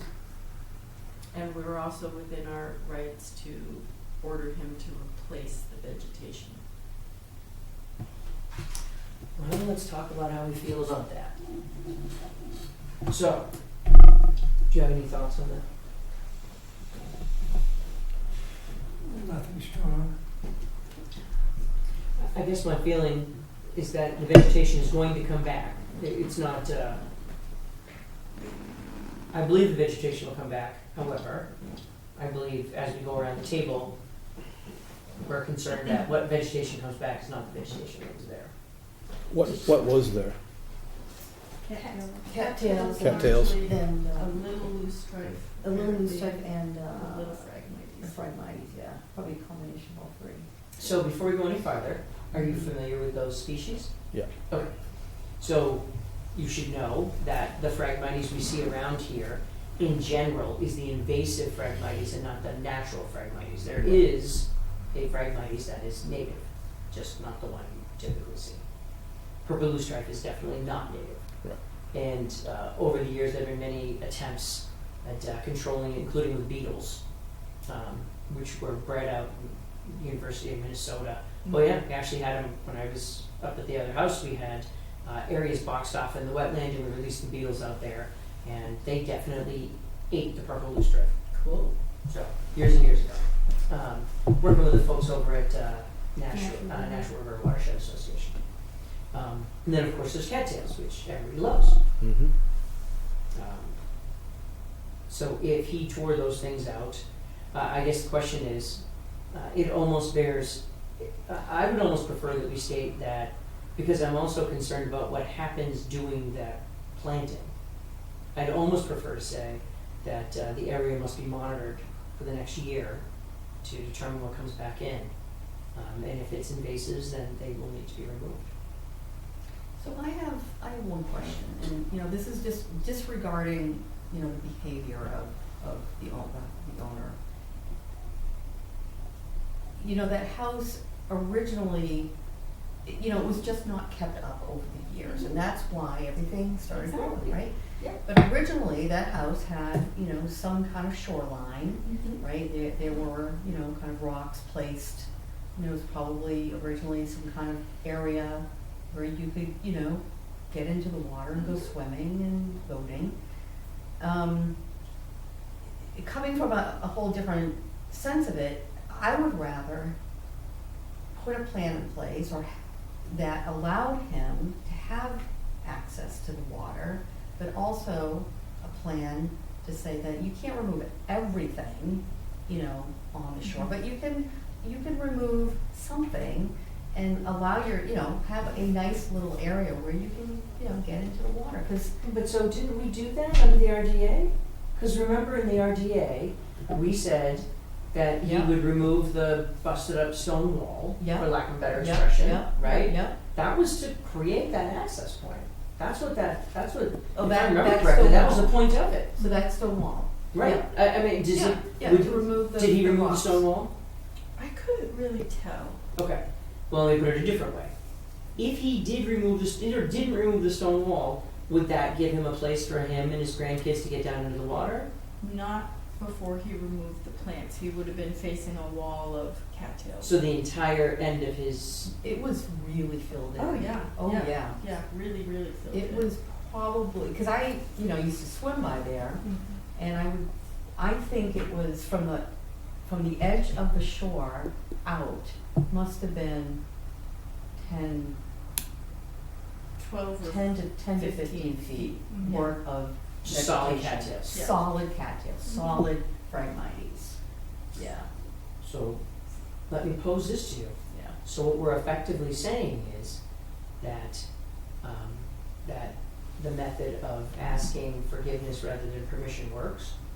No, No, but do you see where I'm headed? I see where you're going, but I think there has to be a fair solution that allows a homeowner to access the water in keeping with, you know, what everyone else around has. Well, what if he had come to us a year ago? What would have been acceptable for removal? In terms of like what was there. Well, so think about it. If there are plants there, Yeah. it's not nearly Yeah. as sandy as the other areas that are open and cleared. Right. And let's face it, a lot of those reasons those areas are open and cleared is somebody literally went in and cleared them, Yeah. right? And they just historically stayed open. Exactly. Okay. Exactly. So, at some point, it's fair to say that the majority of the outline of the pond was covered with Right. the vegetation, Right. right? Right. And Right. that's where the good fish live. Right. So, what we're saying is that he would have had to come to us and say, hey, I'd like to make a path down to the water. Okay. Yep. So, what would be the appropriate way to do that? So we're saying, okay, we're gonna have you tear that stuff out.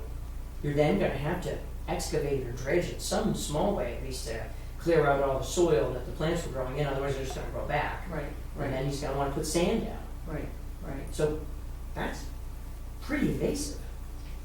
So, So, so, knowing that that would have been the necessary evil, I'm not sure we would have jumped up and down and said we were thrilled about it.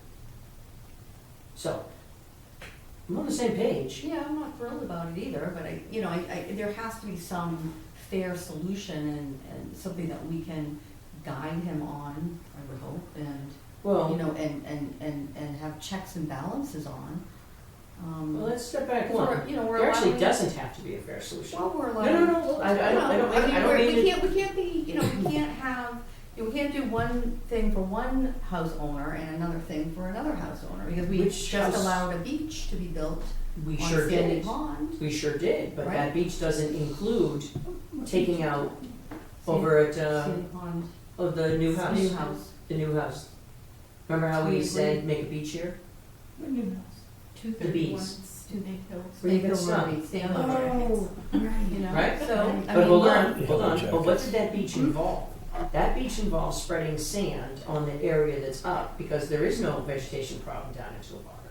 Because that area, Right, it's kind of high up, but Right. we're allowing, we're allowing them to make a beach. But that's not Yeah. the same thing as saying strip out Yeah, 20 by vegetation, 20 feet right, of vegetation, Right, then excavate or clear that area so that it won't grow back and then put sand down. right. Those are two different discussions. Yep. And the only reason I'm playing the devil's advocate with Yeah. this is that on one hand I feel for the person, but on the other hand, that's like saying, I feel for you, so go ahead and ignore the zoning regulations and build an addition on your house that encroaches on your neighbor's property. It's kind of the same thing. You don't have a right to clear that.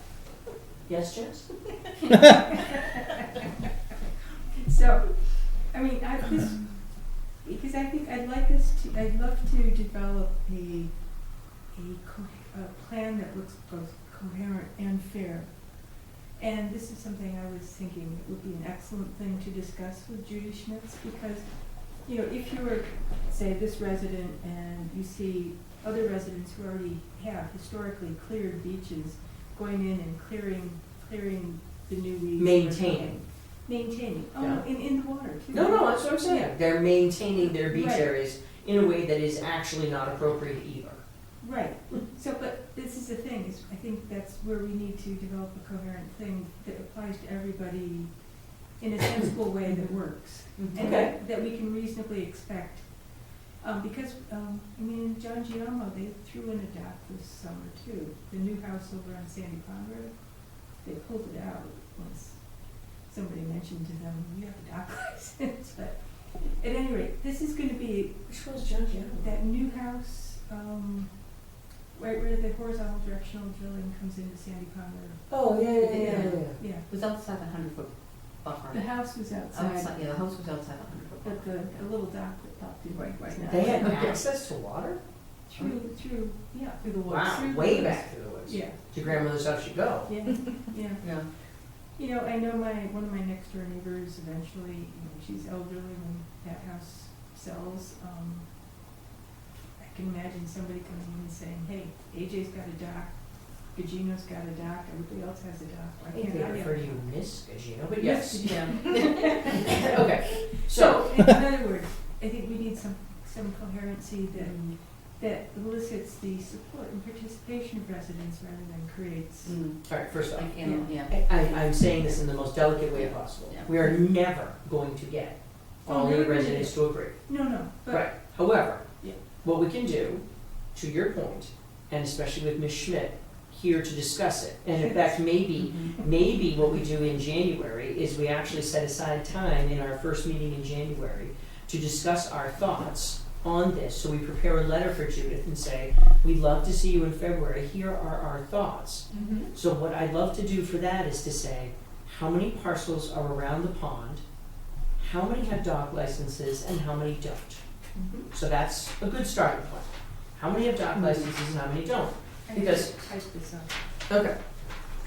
Is that how many people have dog That licenses? was all I have recorded for dock licenses that went through us. Oh, wow.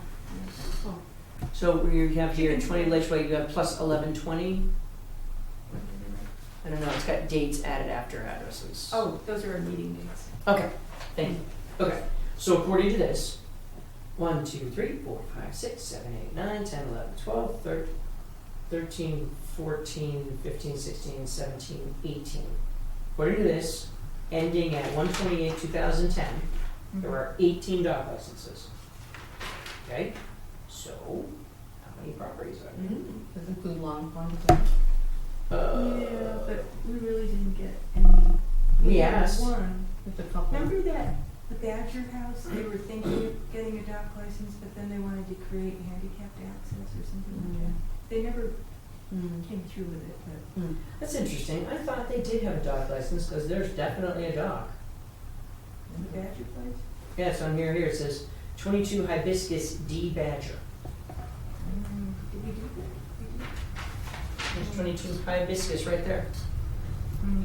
Yeah. Okay, so whatever the number I was, minus Oh, one, Minus one. because that's not Yeah. Sandy Pond. Yeah. Yeah. So we may need to dig a little bit deeper into the list just to make sure we got it right. Yeah. But at the end of the day, we need to have a list of all the residents that are on the pond, and it's either yes or no, they have dog license or they don't. That just makes for the mailing, which says, Yep. you are a resident of Ayer who has a property on Sandy Pond, and you, with a checkbox, have or don't have a dog license. Yep. Make it fun.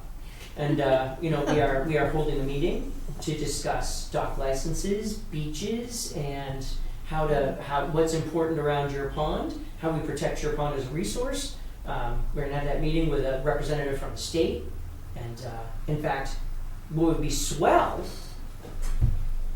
really swell is if we sent that letter out in December/January and said, here are the things we'd like to bring up at that meeting. We welcome any feedback you have Oh, yeah. so that we can pass it on to Ms. Schmidt prior to the meeting, and hopefully we can get everyone's questions answered. And then that way we could extend that to Judy and say, hey Judy, we know you're coming in 2 weeks. We got some feedback from residents. Here's what people were wondering. And maybe somebody will have something we didn't even think about. I mean, it's always a possibility. Wouldn't that be keen? So I think that's a great way. So we've already just planned out January and February for our extracurricular meeting stuff. No, that's all you're getting. But come on. That's all you're getting for extracurricular meeting stuff. Right, well, I do believe that we had last year, this time, decided to send out a notice on our bylaw update hearings, which. Oh, that's right. That failed miserably. I remember that. Right, that, it didn't fail. It hit some roadblocks and we temporarily delayed moving forward. But the point is, We I temporarily think we need to- stop and the desist. point is that we had, Cease and desist. we had sent out this notice that we're gonna be having meetings and this, and this, when, that we got to include with, this would be townwide though, never mind. was gonna say, we got to include with the town clerk's tax mail on. Yeah, no, I'd rather do this as just a Sandy Yeah, Pond. I just thought, yeah. And you know, and Long Pond, Sandy Pond and Long Pond, Yeah. because they have similar, you know, they're both in the ACEC. Yeah. I wouldn't include Flanagan's, and not because I'm excluding. And in fact, we can, you know, in the meeting, in the agenda, we can say specific meeting to address concerns of Sandy Pond and Ayer residents living on Sandy Pond and Long Pond. Anybody can come, of course, anybody from Flanagan, but it's not about Flanagan Pond. And if someone were to stand up and say, well, I live on Flanagan Pond, I would politely say, I cannot wait till we have your meeting, but this isn't your meeting. Right, just a Great Ponds meeting. Right, this is a Great Ponds and an ACEC meeting, and we will absolutely have a Flanagan Pond meeting. Do you understand what a great pond is? Mhm. Yeah. Okay, because we're not talking, oh, that's just a great guy or a great pond, we're talking great pond, specific designation. Defined, yeah. It is It's an- specifically 10 acres prior to impoundment. So every pond in the town of Ayer is actually subject to impoundment today. Because, oh, and Dan left his pretty board. He did. Long Pond has a dam, but Long Pond flows through Lower Long Pond, which is actually a pond in the county's front yard. Then it goes into Sandy Pond. Sandy Pond's level is maintained by the water level in Flanagan's, which is maintained by the water level in Bulge, which is maintained by the Bulge Pond Dam. Sandy Pond, prior to the Bulge Pond Dam, prior to the flooding of Flanagan's Pond, was 10 acres or more. Mhm. And then you have Pine Meadow Pond, which is of course controlled also by a dam. Every pond in our town, and then Plowshot Pond is controlled by a dam. And Grove Pond flows into that, so Grove Pond is controlled by the dam. So, every pond in our town is actually controlled by a dam. Every pond in our town is technically an impoundment. Every one. I never thought about that before. Sandy Pond isn't though. It's a big day, John. Of course it is. Of course it is. How's the Sandy Pond water level controlled?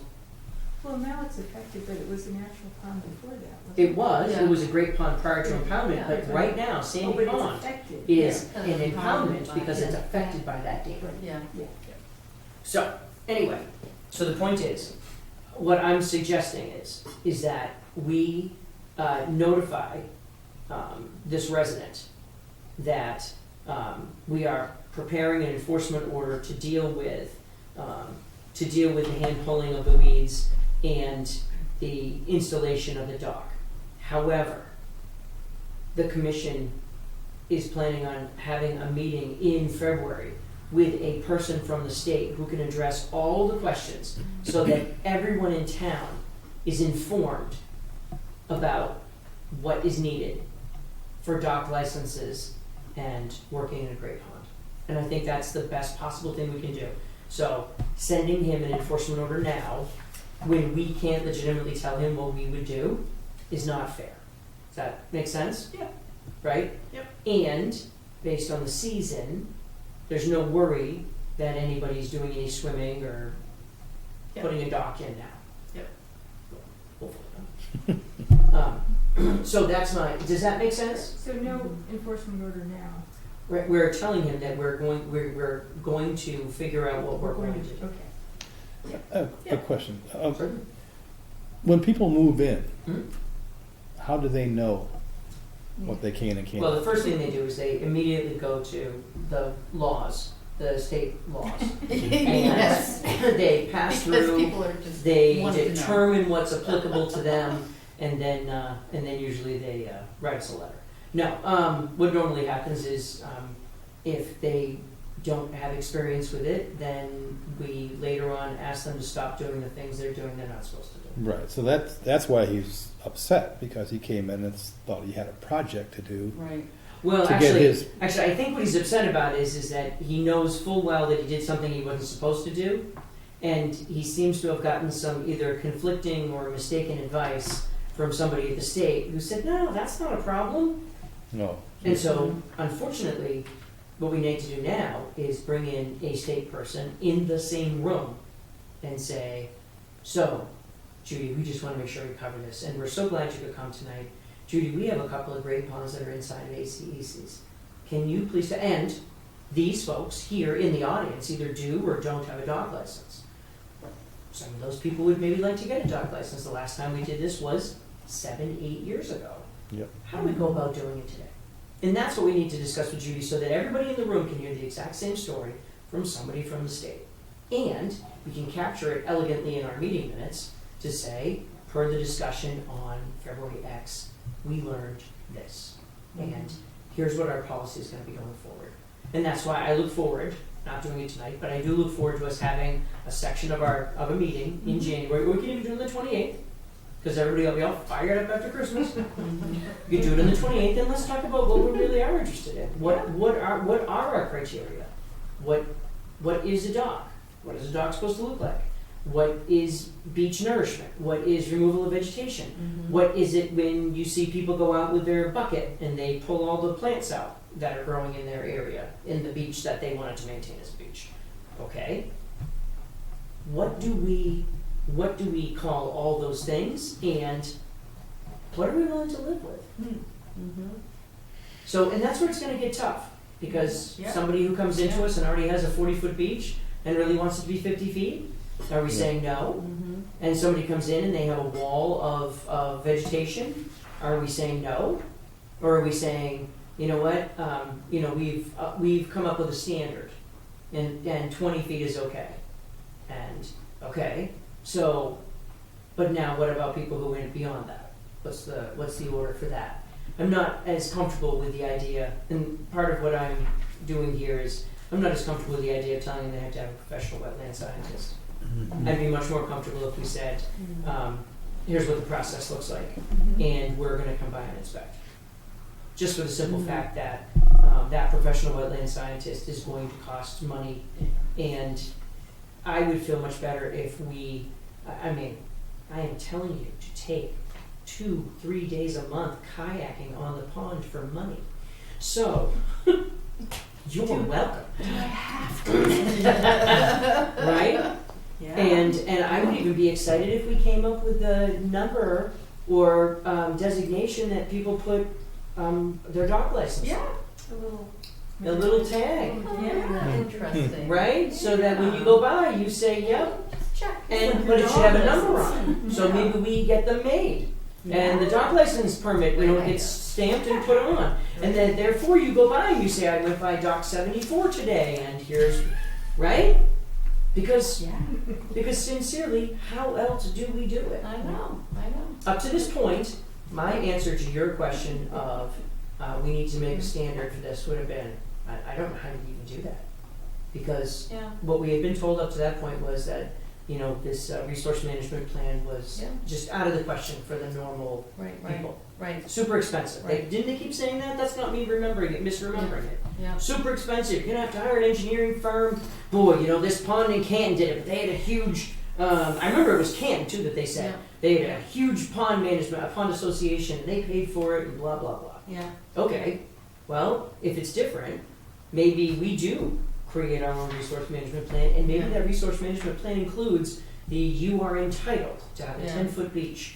Or our standard is a 10-foot beach, and we are allowing a 10-foot beach. Yes. By the way, does that mean that the person with a 50-foot beach can't now pull all the plants out that are in the other 40 feet? I know.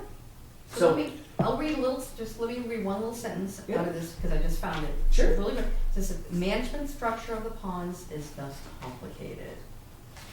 wait, As you. like healthcare? Nobody knew. Nobody knew it was this complicated. Cooperation amongst the many stakeholders, government entities, the CCNS, which I gotta figure out who that is, CCNS. private landowners, abutters, visitors. Where did you find it there? I don't know what a CCNS is. Closely is essential. Well, I will say this, so the CZM, one of the things we're lucky we don't have to deal with is Oh, the it's coastal... Cape Cod National Seashore. Oh, there you go. Yeah. CZM is the coastal zone management, so luckily we don't have to deal with that. Yeah.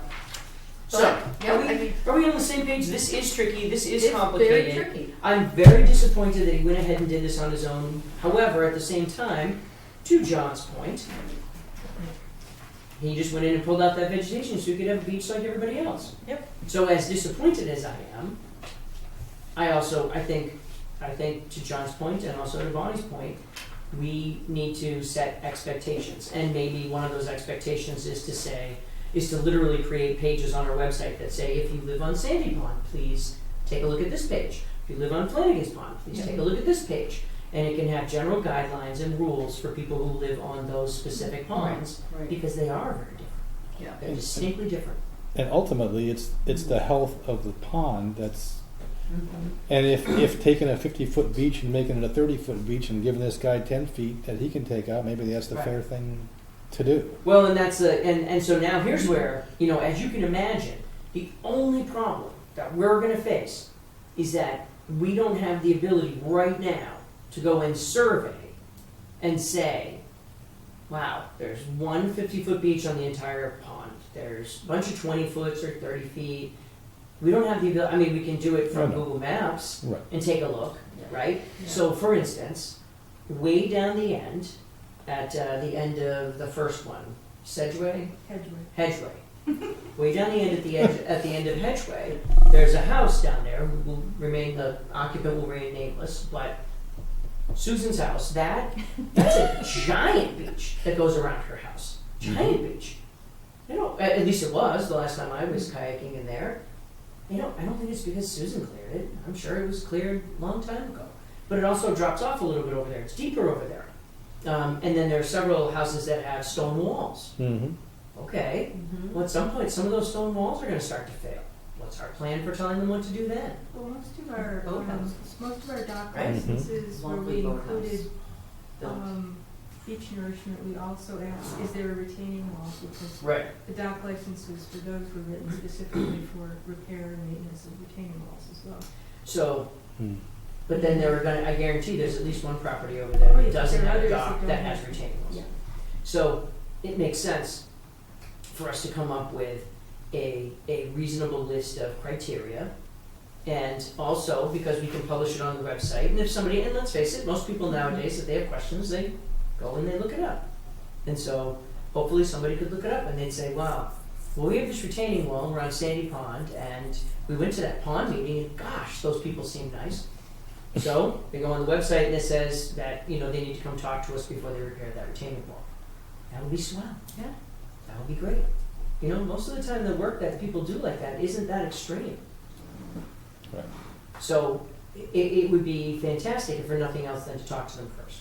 So I'm disappointed that this resident did what he did. I'm even more disappointed that the resident was angry with you over what is clearly a misunderstanding on his part. That's very upsetting.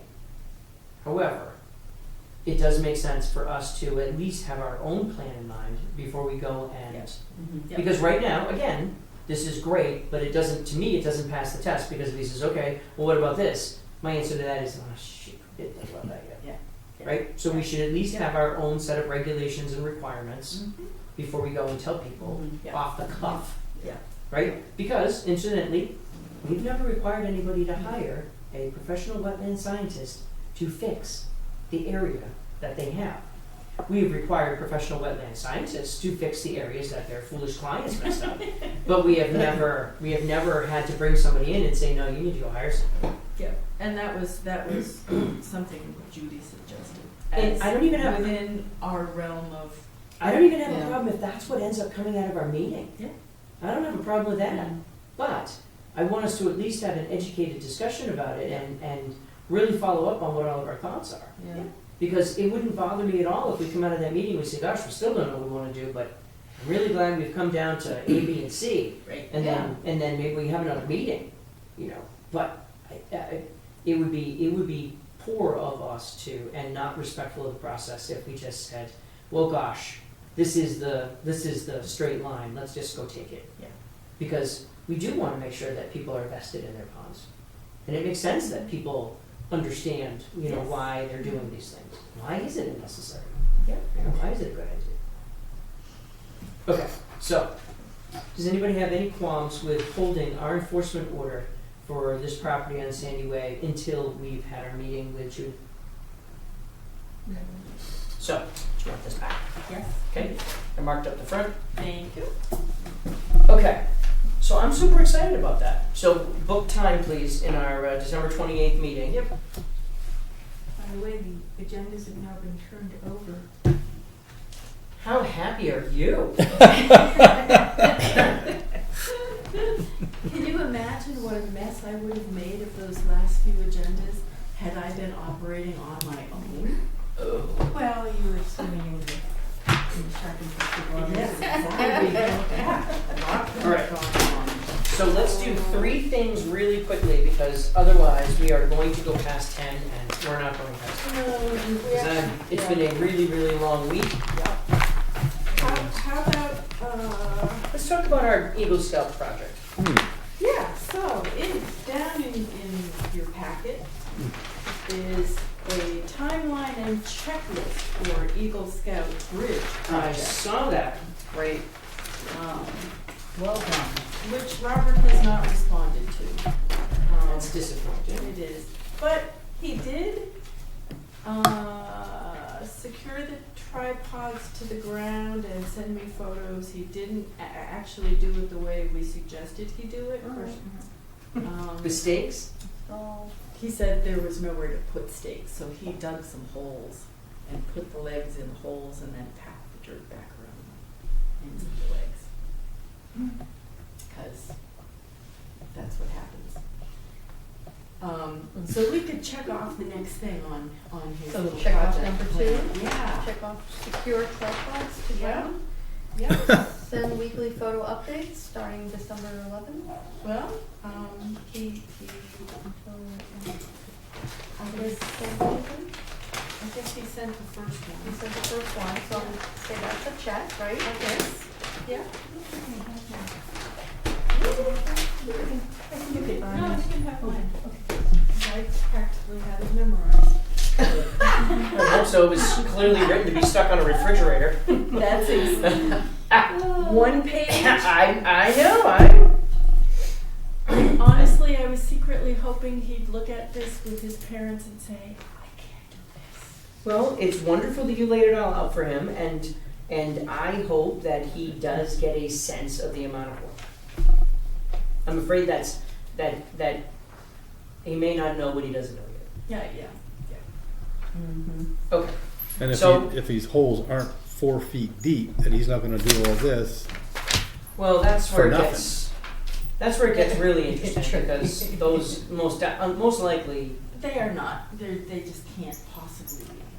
Even No. if he says, oh, at least a couple of them are. There's just, If he had dug that deep, it would have made much more of a mess yeah. Mm-hmm. of the bank. Okay, so thank you for making this. Yes. Let's wait for some feedback. Mhm. You've got the placement. So, what day was he sending you photos on? Have you Mondays. Mondays? is supposed So to- did you get one this past Monday? yes, Okay. of the newly secured tripod. So, as I am often reminded, they'll give him his chance. Mhm. Okay, so I'm gonna put this over here. Yeah. Okay. There's that. Let's do Welch Pond because that one is of extreme interest. So,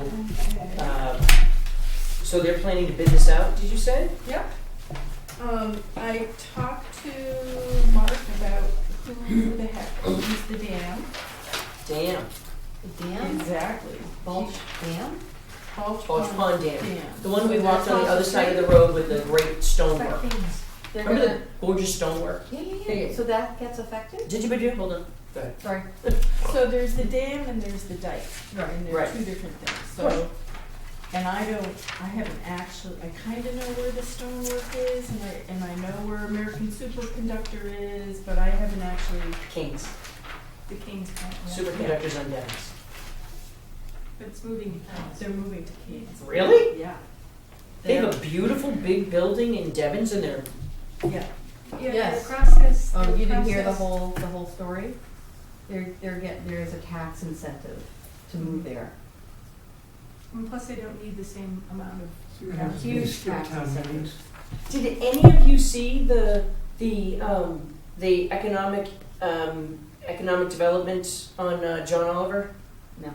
Where he talked about Kansas City, Missouri, and Kansas City, Kansas, and they just exchanged country companies where they come in, they get a tax break by moving over here, and then they move back to get another tax break from the other place. So they're gonna move one town to get a tax break. But they also said they don't need the same floor space, that they've changed a lot of their procedures, I mean, for cost cutting. They don't need the same amount of floor space and Yeah. so, Yeah. I don't know, it's a So gorgeous building So they're working on this, on the Keynes building right now. as Correct. we speak. Okay. Yeah. So, So okay, the dike repair is Right. mostly vegetation removal? right, because if the dike fails, Right. so I don't know if have you ever been down to the mall in I know, Leominster? but it's going, You I know, know where it is, Yep. Searstown. right, so if you drive in past the Home Depot, Yeah. on your right, that is an earthen dam / dike that keeps the water out. Mm-hmm. That mall is insured by Factory Mutual, an insurance company under Factory Mutual. That mall is. And so as a Factory Mutual person, I was there back in 1998 to look at it, and I had to take the pictures and send it back to my boss, who said, yeah, that's a problem. They need to cut all those trees Yep. because the roots infiltrate and Yep. they allow for water to pass through and they actually Right. break the dam up. Right. And so that's exactly why this has to happen. It's exciting.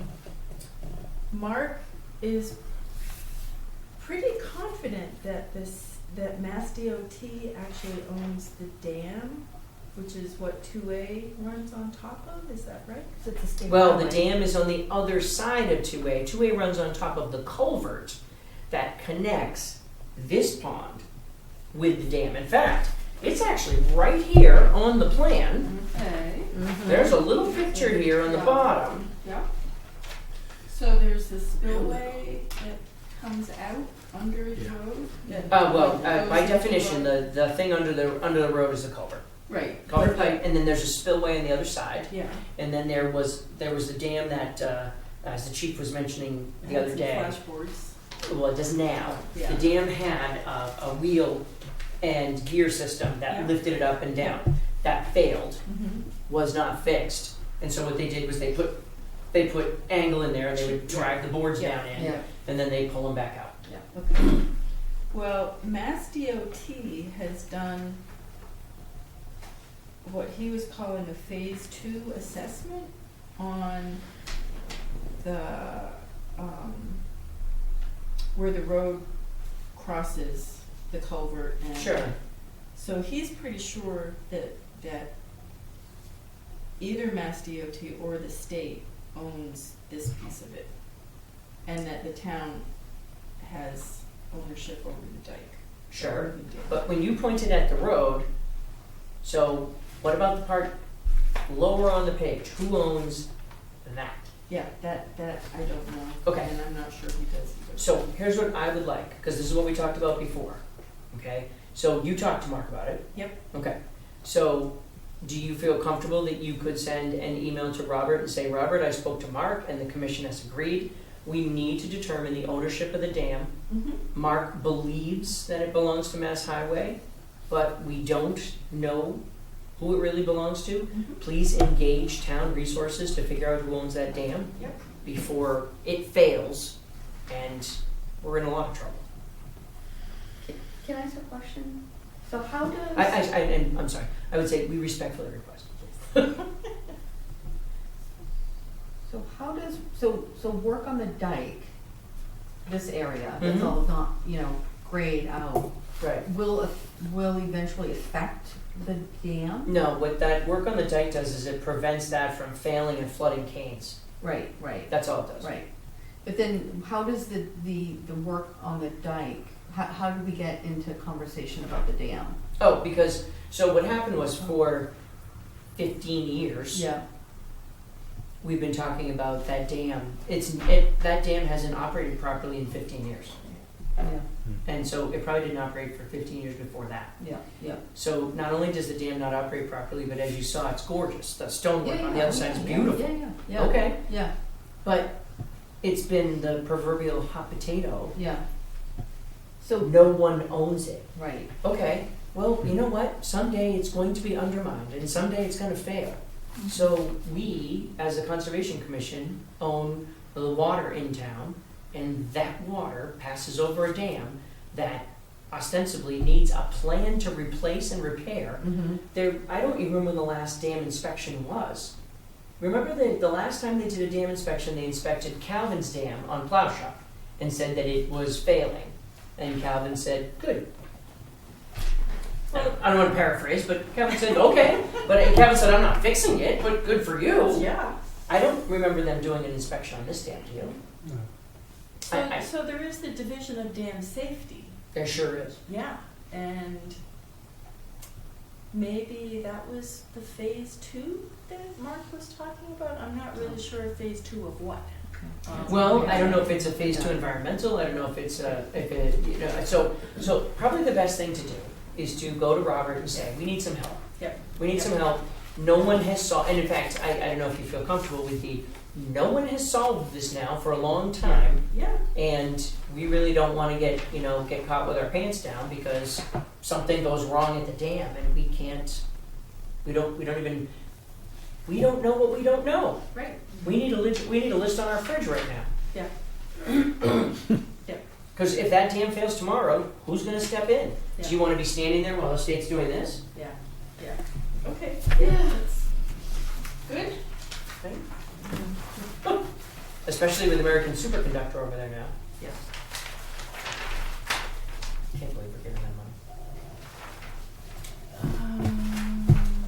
Not that their buildings is pretty. Are we giving them money? Are you giving them a tax right, break? we're giving them a Tax tax break, that's like for 10 years. Yeah. I feel like It grades down over the 10 It grades down. It'll increase our property taxes. That's interesting. That's interesting because they've been on Devon's for about 10 years. So they'll use this one for 10 years and then probably just move back to Devon's. What the That's heck? smart. Yeah. No? Okay. So are we doing that, are we okay? There's literally nothing to do. This is a hey look mom, because we already issued the Yeah. order of conditions for that one. That's where we walked around. Yeah, the order conditions, so Yeah. it's just a matter of checking to make Yeah. sure that they don't clear No. more than. Yeah. Well, and in fact, do they even have any kind of hay bales or silk fence or anything? Just the limit of work, right? Wood stakes, erosion control of area, barriers. Yeah, but where do you? I don't see where they have it. Unless it's this gray dash line. And it might bear looking at the, yeah, it's possible that somewhere in the filing system is, in the DPW drawer, yeah. I think I'm getting one of those. Probably a magnifying plan, glasses. a big version of Little this plan. plants. Yeah. Do you think? I thought maybe it was these gray ones, but can't be. These little dots here. See where the arrows are pointing. Look at you showing off. I think so.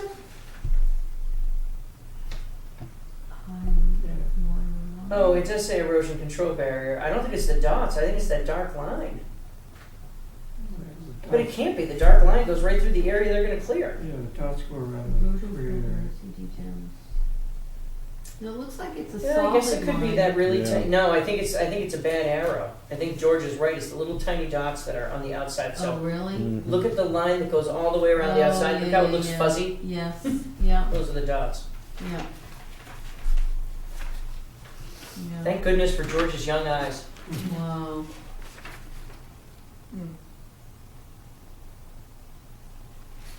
So we just check to make sure that they have their. Oh, yeah. Yep, they were gonna bid Yeah. this. Mm. Mark's in no big hurry to want to get this done, but he was gonna put it out to bid in January. Well, if I were him, I'd want to get it done right now because there's no better time to clear land than. Then frozen Now. ground, he's frozen, yeah. Well, and also when it's miserable out. Yeah. That's when you should cut trees. What else is there to do? This Go ahead time of and year? hump around a chainsaw in the woods when it's 50 out. Tell me what you feel like at the end of the day. Sweet Francis. Okay, so we have your Yes. fantastic office updates. Man. Would you be disappointed if we skipped to solitude? Actually, I'm sorry, you know No. what? Do you have anything in here that we absolutely need to see that we haven't either talked about or couldn't look at after? The one thing that I didn't somehow manage to get on here was a meeting we had yesterday with the newly formed Town Administrators Land Use Working Group. My goodness, that's quite a title. Yes, Town Administrators Land Use Working Group. yes. Thursdays at 2.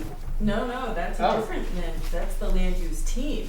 That's Oh. the standing staff meeting. This has citizens Uh-huh. on board and has some staff and has Robert. And we are trying to create and prioritize a list for land to be acquired using the new conservation fund.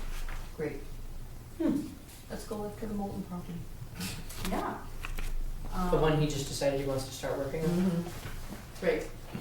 So, the only other thing I'll say about that quickly is that Robert sent me a district local technical assistance request for service delivery grant thing through the Montechusett Regional Planning Commission. Oh yeah, I saw that in here. I wasn't sure what it meant. Yeah, and I got to talking with Mark the planner about this, and he and I are gonna pitch in together and see if we can come up with a proposal to help in the efforts to identify this land that's worth preserving. So on page 5, under planning ahead to growth, one of the projects that they will not give us funds to do, they will actually do the work for us and give us the result. Identification, assessment, and mapping of priority development areas and priority preservation areas at the local and regional level.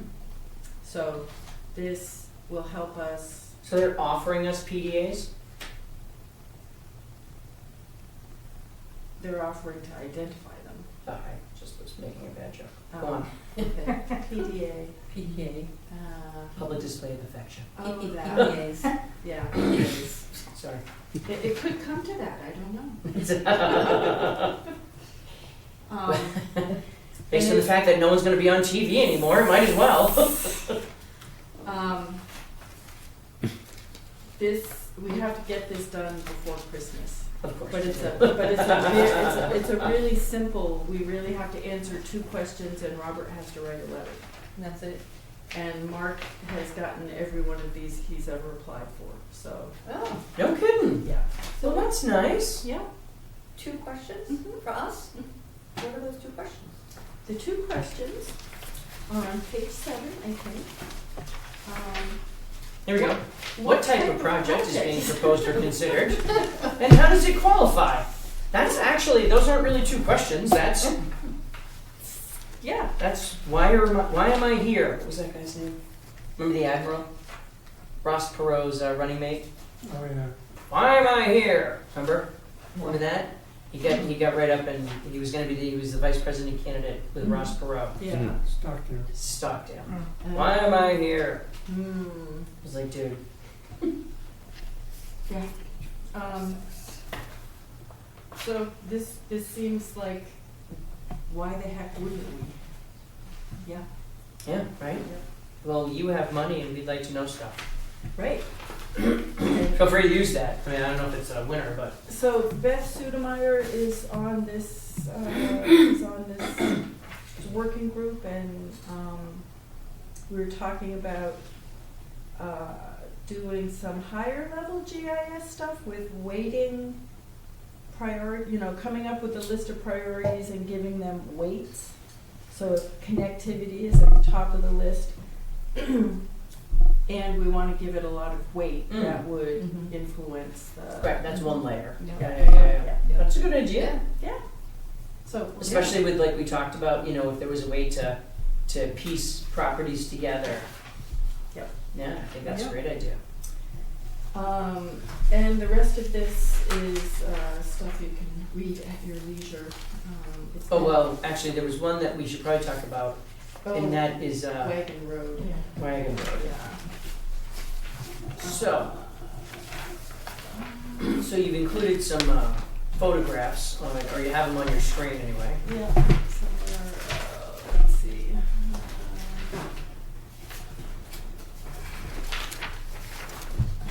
Terrible. Get onto this. So. Oh, cancel.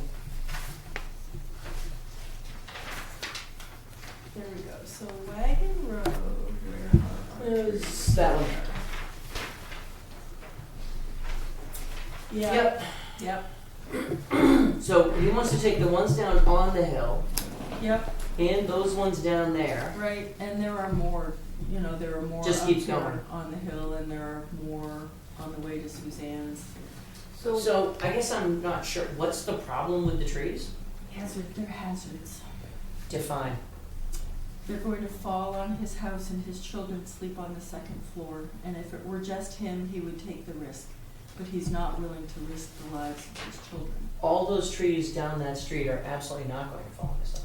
So there are pink ones and there are orange ones, and I Oh, my forget, bad. I forget how he characterized them. Some are gonna fall on his children, some are a priority. One of the colors is a priority because they're going to fall on his children.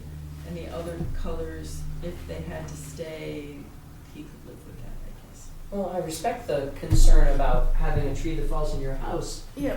From these photographs, or this photo, I don't see that those trees look like they're diseased or damaged or No, leaning. No, and they're, you know, they're the kind of white pines that have been in the wind a long time, so their branches are not long. They're, What does he mean by have numerous trees limiting travel? somewhere up around here, Suzanne has a hard time getting her Honda Pilot down the driveway So when she wants to when expand it's the driveway. snowy. And she thinks that, I honestly can't remember if the fire chief has been out here and said, oh yes, this is a problem for access. Okay, so let's do this. Did you see that was the letter? Access for a fire truck? Yeah. Is that what you mean? Or emergency vehicles, Which generally speaking. which town? Well, I don't know if she's in, I can't She's tell in if Littleton. she is Right in on the Littleton. Littleton line. Okay. I thought from our discussion that we said she was in Littleton back when we looked at it But before. I think on the next page it says from Ayer, the letter he wrote to Yeah. Brian in November, I think he refers to Ayer. But Chief Pedrazi, I think, didn't he say that they have concerns about what the removal of the trees would do with roads and facilities?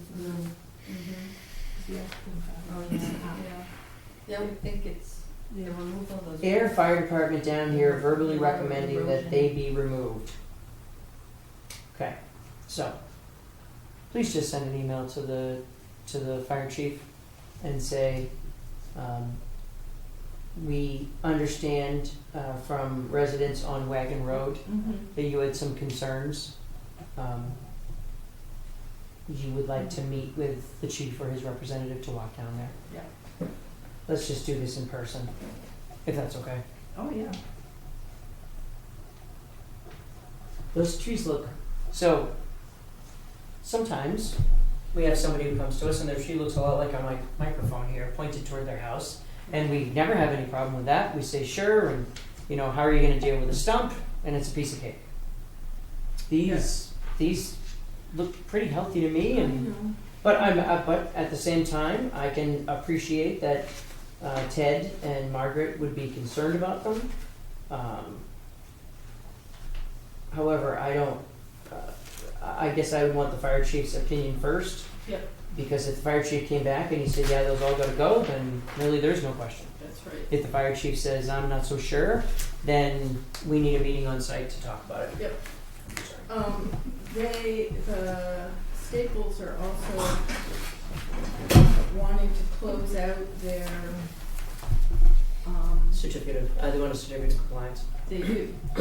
But this is what I can find in the files for their file. I bet you I have a pile of their file. And they had an extension on their order of conditions that expired in 2018. Well, so we have a lot of, when that happened, so we actually talked about this with Brian when he was in, and it ended up, it didn't turn out quite the way we hoped. What we suggested is that people who had orders that were either running out or ostensibly the work was done, was that they would get a letter that said, we see your project is finished, please apply for a certificate of compliance, or make sure that your that your hay bales and silt fence are in good condition while your project is still ongoing. And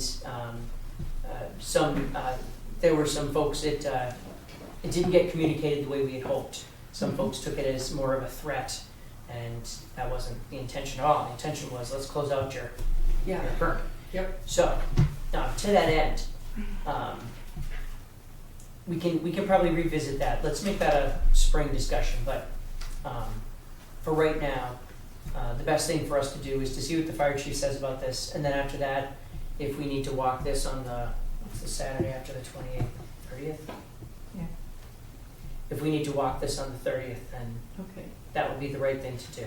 But again, if the fire chief walked in and said, no, they all gotta go, then that's not really a discussion. Okay. But if the fire chief says, well, gosh, that's, I'm not so sure, or, that's more up to you guys, then that's what it'll be. Okay. Would we Safety ever, first. would we ever have issued an order and said you have to keep the order open in order to fill potholes in your? No, I saw that, and that, Yeah. it would be helpful for us to also talk to Ted, because no, the order, in fact, as he pointed out in that email, filling the potholes would be minor work. And that road looks pretty darn good, doesn't it? Yeah, Yeah. it is, it truly is. So someone's been maintaining the road, Mm-hmm. so. We might have had a discussion, but we didn't actually Yeah. go that route. That road. We didn't fall into that pothole as we went through. So he has submitted his request For a COC. for a COC, but not the plans, not an as-built.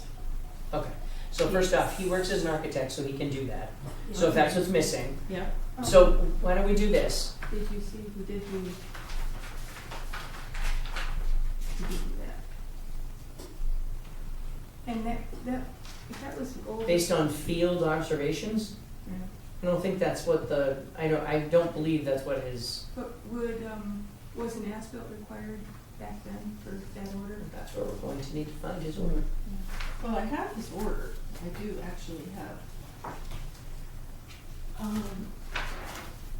I do have his order. So, And okay, while I do this, why don't we, so, meet with the chief. Yep.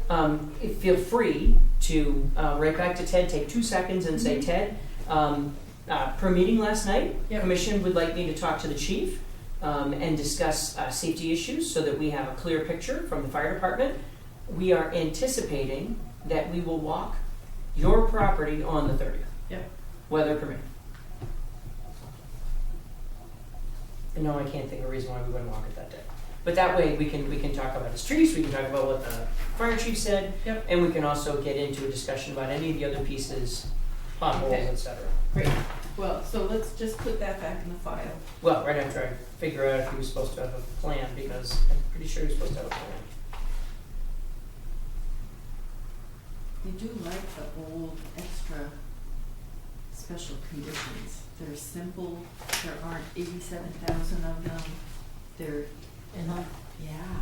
Oh. They're kind of nice. Yeah. Yeah. Wow. Uh-oh.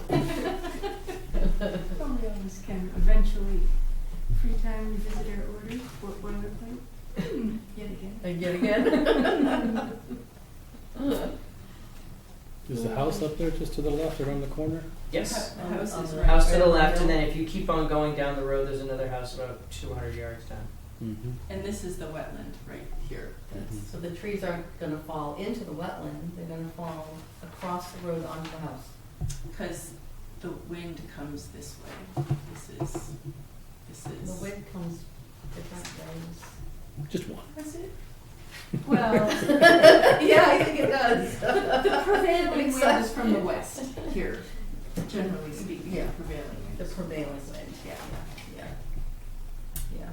Well, Except when any it's not. nor'easter, it's gonna come from the Yeah. northeast. Right. Yeah. What about those Santa Ana winds?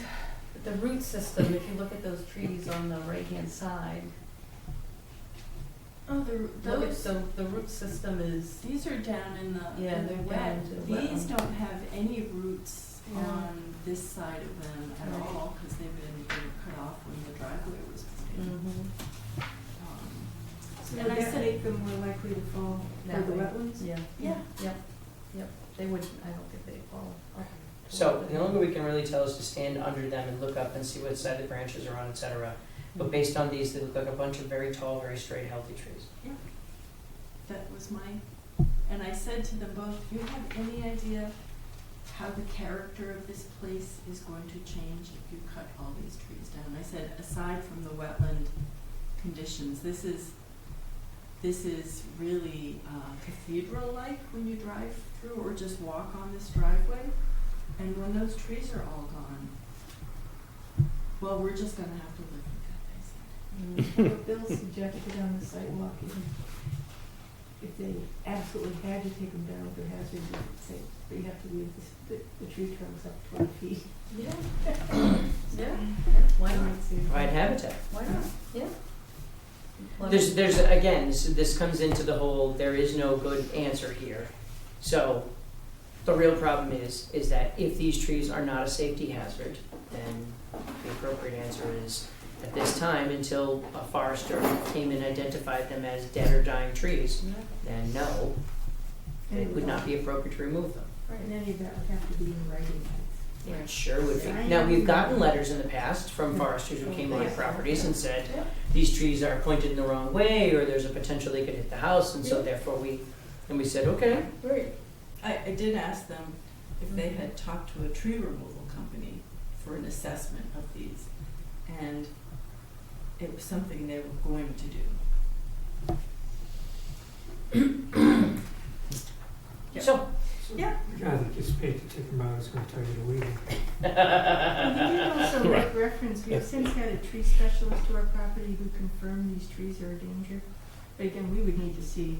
Proof of that. well, maybe the right thing for us to do in this case would be to, again, as we're coming up with ways to help people, is have a forester in the area. And in fact, actually, DCR has foresters. Yes, they do. Oh. So it would be appropriate, we have a tree warden in town. It would be appropriate for the tree warden to assist us. Be appropriate for DCR to come look. So there's all sorts of different things. All right, let's start with the fire chief. If the fire chief says, oh yeah, they're a danger, then Yep, that's and that. that's that. Okay, Yep. so Solitude has written us this fantastic plan. Oh, okay, so Pine Meadow, Flanagan, Sandy Pond, so none of them stood alone. Yeah, I used to twice. So, And I just got this at noon today, so I haven't even had a chance to read it. I read through it on the train. Yes? Did you, George, did you read through it on the train? Oh, absolutely. wait a minute. Wait a minute. Because I didn't Hold see you on. reading something. Hold on. At the very bottom of the first page, competitively sensitive and proprietary materials. The information contained herein is the intellectual property of Solitude Lake Management. Recipient may not disclose to any outside party any proprietary information, processes, or pricing contained in this document or any of its attachments without the prior written consent of Solitude Lake Management. Document is provided to the recipient in good faith and should be the responsibility of the recipient to keep the information contained herein confidential. Except that this is a public process Yeah, with a public report yeah. and public funding. So, This is a draft. They're telling me that this was a draft. well, that's good, because that note has to come off. Yeah. Okay. All right. Introduction, you guys have ponds, you contacted us, we used to manage that stuff. Unique management plan was devised for each one. April 18th, pre-treatment, yeah, remember that? Still thought that was way too early. Ooh, the water camera.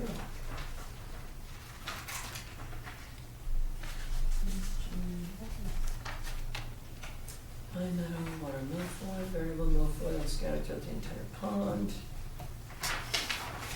No fanwort. Ooh, muskgrass and stonewort. Oh. Those are native. I know, they sounded like names of things in Harry Potter books.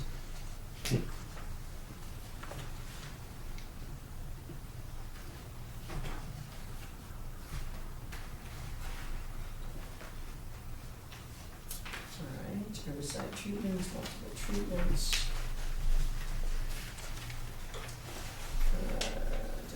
There's the treatment, there's the win. Notified in advance, 10-foot John boat, concentration. Post-treatment on page 4. On September 14th, a solitude biologist conducted a post-treatment survey of Pine Meadow, Flanagan, and Sandy Pond to assess overall effectiveness. Surveys were performed with the same techniques as pre-treatment. Post-treatment surveys revealed significant overall reduction. Are you looking for the number? More than 95%. Sandy Pond. Control greater than 95% of the pre-management growth of target species. Suppressed nuisance growth.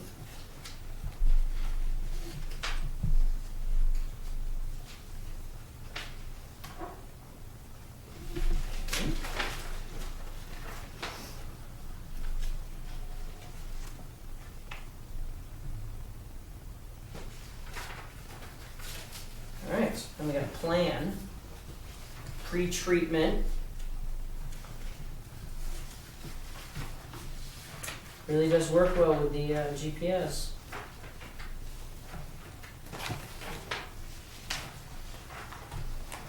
Yeah, the photos are really, are really Well, yeah.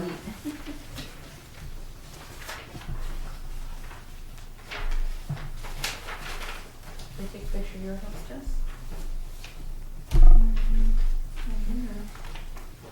you there? Look at these.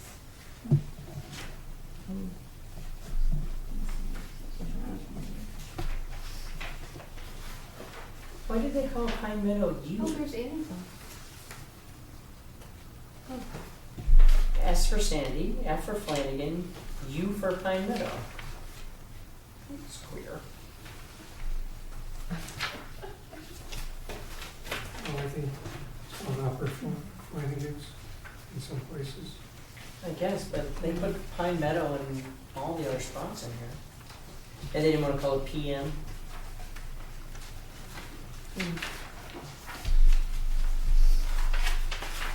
Want to guess why our meetings take so long, John? Jake, it's 10 of. That's why we're cooking through this. Cooking through. We actually covered all the important stuff.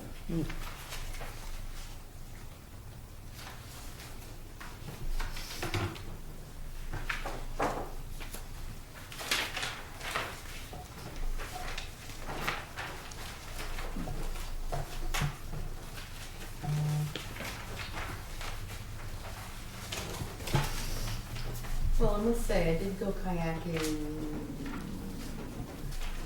2.5 weeks ago on that very warm day, that one Saturday. Mhm. Did Oh, yeah. all around Flanagan Pond Mm-hmm. and then Sandy Pond. And I'll tell you, Flanagan Pond, Venus was nothing growing. It's interesting. That's what Unbelievable. they're saying in here. Yeah, it's clean. So, you must have kayaked back in September, October? Yeah. Same, was it pretty clear? September. Other than No, water. there's a lot of there was a lot of dead vegetation. You could see, in a little bit of growth, it looked like, kind of residual growth. But it seems like all that stuff is just gone. Like it just is, washed away, right? Oh, we know so much. Kind of interesting. It's settled to the bottom. It's mud now.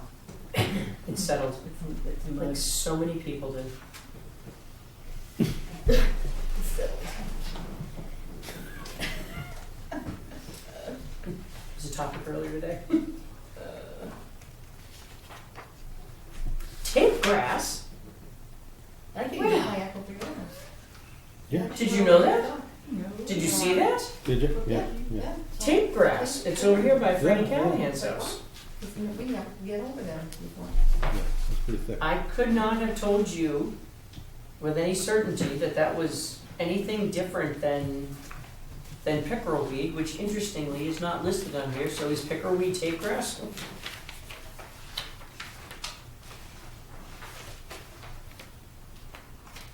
I don't know. Isn't that funny? Yeah. Okay, so we have two things. Number one, we have a draft report that says they cleared 95%. Yep.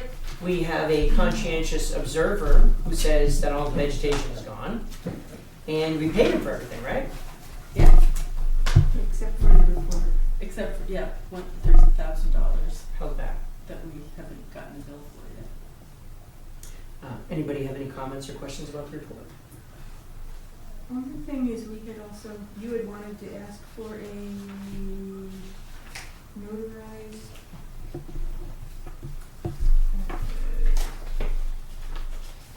statement by the consultant that the eradication goal of 90% was met in all 3 ponds. Well, there you That go. was a new request. Was it a request or was it part of the RFP? It's part of the RFP. So would you please remind them that as part of the RFP, we need a letter, notarized letter stating that their management program successfully controls greater than 95%? Or 90% is what we put. Yeah, well, they put greater than 95%, so I would assume that's what they would put. Yeah. So just ask that they meet the conditions of the RFP. Yep. Which again is you know, a little bit of this is letting the fox watch the hen house. In the old days, it was letting the fox hang out with his gang of fox friends watching the hen house. So this is at least better because we have a fox watching the hen house, but then you know I don't know any good way to end this analogy without getting hurt by Bonnie, but the hens can stick up for themselves now. Wait, what? Wait, what? Bills, we have bills in our last 5 minutes. Yeah, and This is always dangerous when Jess does this. but before we get off of that, and they have management recommendations for the coming year. Do we want to issue another IRFP? And what do we have in our budget? What should we be telling Robert we want added this year? Well, and so the next thing in the last 5 minutes is the budget for this coming year. Okay, so Yeah. I would entertain a motion. So right now you got business cards printed I for did. $29. Yes. I would accept a motion to pay the bill to J&S Business Products right here on 17 Main Street for Joanne's business cards. Second. All in favor say aye. Aye. Funny thing about that. That one. There was another one I saw. The legal ad for the RFD for the Tillicks. We have their check. Oh. Yeah, I think We haven't. Did it clear? I. I don't know yet. Oh. I don't know yet. It's still in my drawer upstairs. It is? It is. You never turned it in? Not yet. That's why I couldn't balance my checkbook. Yeah, $81.36 or something. Oh. That's where it is. Oh. We're grave risk Just here. kidding. So I never balance my all right. So we Ever. we have the check, and this is for $81.26. I would accept a motion to pay the Sun newspaper for an advertisement worth $81.26. This is just paying for an advertisement. Oh, all right. But Well, Second. on beach to John's it. second, and you beat me to it. All in favor, say aye. Aye. And of course, they can't, the county won't pay it until they get the check in. Right, and Oh. I'll do it all at the same time. Okay. It's this. Those were the any other money? No other money. Okay. Announcements. We got a holiday card from Steve. Oh. Steve Mulaney, wasn't that nice? Yes. Nice. And we have the announcement of MACC dues upcoming. Speaking of which, who wants to speak at MACC on March 3rd with Lee in at the MACC conference. So the first thing she said, believe it or not, was you. Huh? So apparently there's she texted me about it before. She said they're doing some kind of presentation, and she asked if we wanted to be part of it, and I said sure. Just send me the details later. And do you guys want to present with us at MACC? We need a commission's perspective. We can draft the PowerPoint for you. It's on wildlife habitat evaluations. Oh, so you nominated George. No, I said, we'd love to. She goes, excellent, you'll be famous. Is George going to speak? And I wrote back, just George. And she wrote, the soothing sounds of bacon. And then I texted her a picture of all the Jack Daniels that's piled up at the New Hampshire liquor stores. Why'd you do that one? Because it was a Friday. Oh. And he was It was at a liquor at the store. state line. He was at the state line. It was just there to, And have we ever managed one? say hi and dust the bottles. And Have we ever managed one? have we managed it? Have we evaluated them? Have we evaluated? So has anyone have any interest in being part of it? That's a good idea, Bonnie. I agree with you. I do not. Huh? You? No, I don't. I didn't even know what to say. Bonnie says she doesn't know what to say and would like to see. I can manage. I can barely manage a cat. Tell her I can barely manage a cat. I'm going to paraphrase that and say you'd like to see the PowerPoint.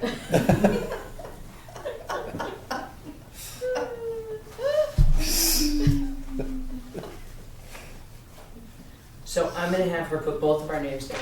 Did you want to pay up, Jess? What? What? Yeah. You sure? Yes. Okay, just giving you the opportunity. Be smart, John. Don't even look up. Just. I don't mind saying no. Is that when, that's when the next conference is? Apparently, So, When is it? so we have to March get, 3rd. so we have to get John's name added to the MACC roster. Oh yeah. What else? You got all kinds of stuff. Oh yeah. MACC. It's the no. It's the Massachusetts Association of Conservation Commissions, and as a member, they send you a really nifty book. Although now it's probably online. It says how to be a conservation commissioner. It's got all sorts of great information in it. Oh, good. It's actually very interesting, and we go to their meetings / conferences, and they have little get-togethers and classes. They're fantastic. 2 years ago, I went to one in the fall, which was 1 year ago. I went to one in the fall out in Holyoke, and it was all about trees and forestry, and it was amazing day. Had a Good. great time, and an absolute blast. And I went to one of my favorite bars on the way back. So. And in terms of the particulars, it's a one-day thing. You go there, usually they have coffee and donuts and all sorts of stuff, and then they have served lunch. And then usually if you hang out afterwards, I think they have eaters and stuff. But for the actual conference fee, it's just about $110, something like that. You pay for it, then you bring in your receipt, and we reimburse you. Yeah, reimbursed. So it's a It's a freebie.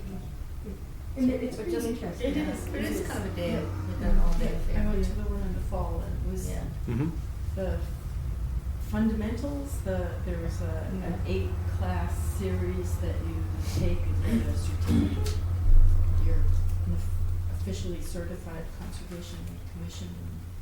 Yeah, you can do the fundamentals, and then they also have other ones that are just stormwater, wildlife habitat Yeah. evaluations, Yeah, A couple hours on Mm-hmm. Saturday. dealing with enforcement issues. Yeah. All sorts of, Yeah. climate change, That's really good. and Yeah. climate change issues for conservation commissions. Yep. It's all pretty varied and pretty interesting. Yeah. So Robert sent us this letter saying submit a Okay. levelly funded budget. Is this what he was going to come talk about? No, no. But then he said to Jess and I the other night, if there's anything that you guys want or need, Bring it up. anything at all, just let me know what it is. Well, so don't mistake that. That's not Robert being inappropriate. What that means is, Robert is just basically saying, you know, so for instance, for a very long time, we weren't just told to submit a level funded budget, we were told to reduce and tell us how much you're gonna lose. Oh. And so year after year after year. And then after that was all done, at one point we went back to the Board of Selectmen and said, well, you never asked for money. And we had to hold George back from going over the table after that. So, This is. maybe it was Jess. So, this says, on the second page, prepare and submit a level funded fiscal year 2018 budget request for 2019, no later than Friday, December 22nd. No new personnel positions are to be submitted, to not include raises or cost of living increases, because they tell you not to do anything with that because it's all per the contract. Only contractual increases to be included, which we don't even, we just say whatever the contract says. Whatever, right. Upon receipt of all budget submissions, detailed budget review schedule and timeline will be provided, so we'll have to go and meet with FinCom. Failure to miss this means you get no money. Yeah. Okay. Interestingly, failure to adhere to these instructions and meet the December 22nd deadline results in your fiscal 2018 budget being used for 2019.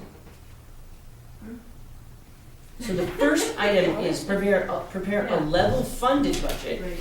and the last item is if you Or don't write else. to us, you'll get a level funded budget. Right. You see what I'm reading? Yeah. Right? Yeah. I don't think I misread that. Okay, so right now, you can see our budget has gone up substantially.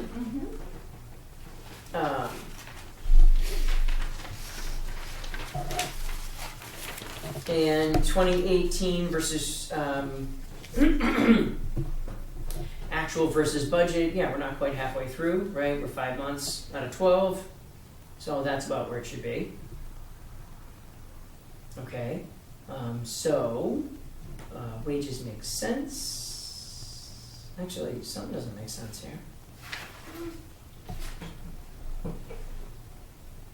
Where's all the money we spent on Miss Rumple? That came, we took that out of our, we intended to pay out of, We were gonna use the money that wasn't being paid to Joanne.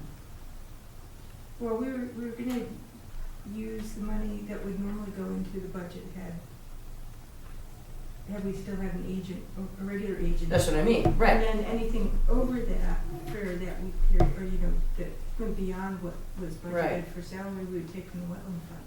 But this doesn't look like, this actually looks really off track. This says 2018 actual, so when did you actually start, Joanne? September 28th. Okay, so let's call it the beginning of October. Right. And so the fiscal year started on July 1st. So July, August, September. Yep. So that's 3 months. Yep. Which means we have 2 months of budget spending. So if we were.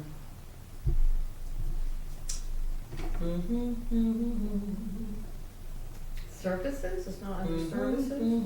No.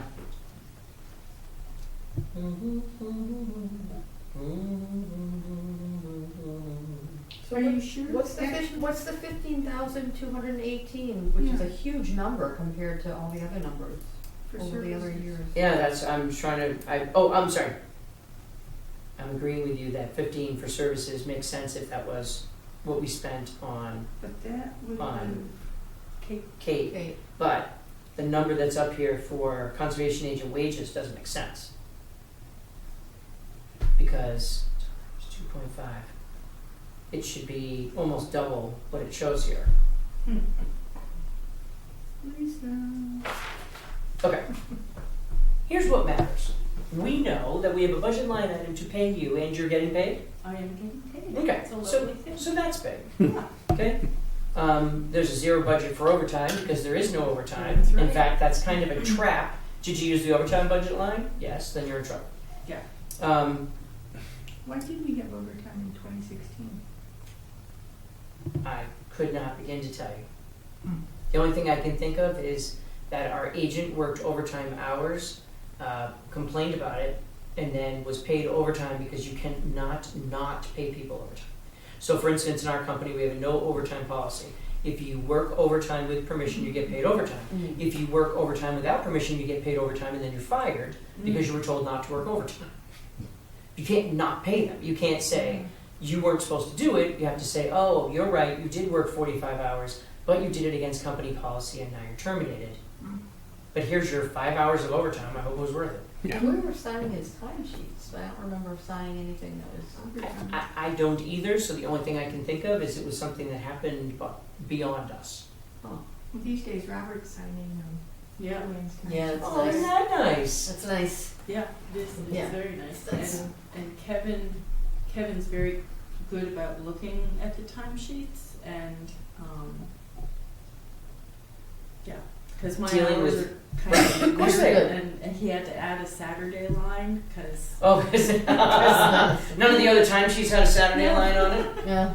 Well, and you know, to be fair, Becky used to do it, and the only thing she just did was she just worked less during the week, and her Yeah. timesheet said 20 hours or 19 Yes. or whatever she had. Yes, So yes, and it's how it's nice that we're more professional about it. yeah, I will say it's a challenge to manage to work fewer hours. Like, I work I guess that's a challenge I've missed out in my life. the 3 hours on Saturday. I have to not work somehow during the week, but I really need those 3 hours. So, yeah, yeah. Because there's a lot to do. I was late for a party on Tuesday because I was still at my desk at 5:30 and not in Boston. That's not what we heard from previous person. I can't even imagine. Okay, so this is one of those rabbit holes where we'll all be angry, and I just don't have time to do it tonight. Yeah, all right, So- so, but, It looks like though you have to sign this and we have to. fill Yeah, in- no, I'm just looking at it. So the only question is, so how much do we need? Yeah. well, hold on. So this is where we're requesting. So this is reflective of some money that we won't have later, Mm-hmm. right? Because if we spend the way we're supposed to spend, we will go over our fiscal year 2018 budget, Mm-hmm. right? Because there's $15,000 in there that weren't expected to be spent, okay? And if you take the number at the top there, 52541, and you divide it by, 52541, and you divide it by 12, you get 4378, and at this point, July, August, September, October, that's 4 months, so if you multiply that by 4, the total between the wages at the top and the services number should be $17,513. So in other words, if you just said purely that's what we had to pay someone to occupy the office, we had $17,513, okay? And actually half again, that's so 19. So we had $19,000. Mm-hmm. We spent 22, Mm-hmm. okay? So at some point, the difference between 19 and 22 has to get figured out. So maybe it means we don't buy as many paper clips as we did in the past, or whatever it is, but the end all be all is, right now, we definitely have a deficit. Didn't you also get a phone? Didn't we have to pay for that? Didn't we have to agree to pay for that? We put that in our budget. Yeah, maybe it was under services. So my point is that we've had we've had expenses that were necessities, but were not necessarily something that we accounted for, and so we may have some making up to do. I still don't understand the 15,000 services. So. And I think you were right. I think it's Kate. I think it's Kate. But it shouldn't be in our regular budget. It should have been. Well, I don't I know. see what you mean. Yeah. So what I would expect is that it just went okay. in, and then it can be settled up later. Yeah. Not to mention the fact that it's in here doesn't necessarily mean that it didn't get paid out of the other line item. It just is in the budget. Okay. So our budget is is that our budget is 52,541, is that the budget? That's a line item in our budget. So see the bottom down. The bottom, our total budget is $55,086. That's our budget. That is our budget, and what we are being asked to do is to level fund that number for the next year. Mm-hmm. So, Mm-hmm, the first line, the wages, that just stays the way it is, mm-hmm, right? Because we were explicitly said, don't give raises, which is actually what it says every year, don't take that personally. mm-hmm. Okay, so that one's not going anywhere. So I'm actually gonna write that right on here. So what's the math again? 5, 4, 50, Okay. Overtime, we're gonna leave that as a 0. Services, interestingly, there's services, supplies, public hearings, and other charges and expenses. So, I'm gonna guess that the 1225, what were the MACC dues? You actually got a letter for that today. Yeah, they're going up a little.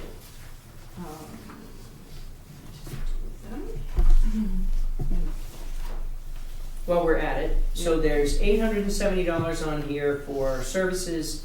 I'm not entirely sure what that is, but it seems like a great number. Then there's $350 for supplies. I wonder if that's our phone. I wonder if it is, I but think it's our phone. $870 a year?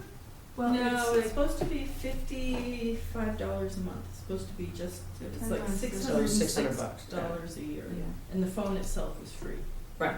Yeah. Okay, so services, 870 covers the phone, 350 covers supplies. Then, we're going to change this line item right here. Public hearing expense. So the point of the public hearing expense is getting our own advertisement. Mm-hmm. Okay? This year, we are going to have a meeting on Sandy Pond, right? Mm-hmm. We are going to have a meeting on Flanagan's Pond.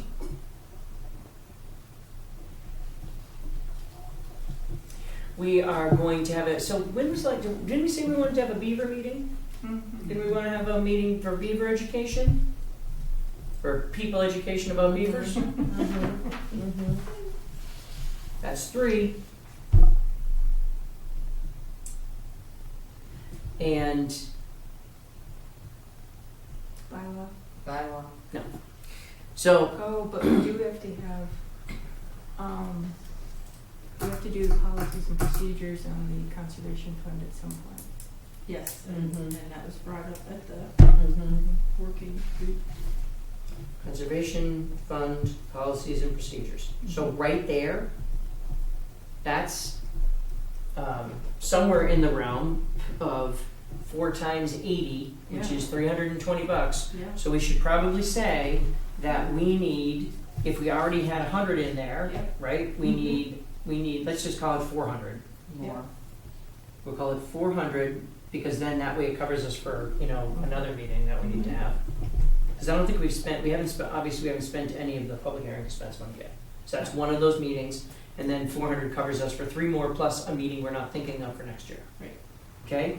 And then other charges and expenses, this line is the one that really takes into account, I'm assuming, our MACC dues. So how much are our dues now? So, a small increase, your dues will be $281 For the town. for the town.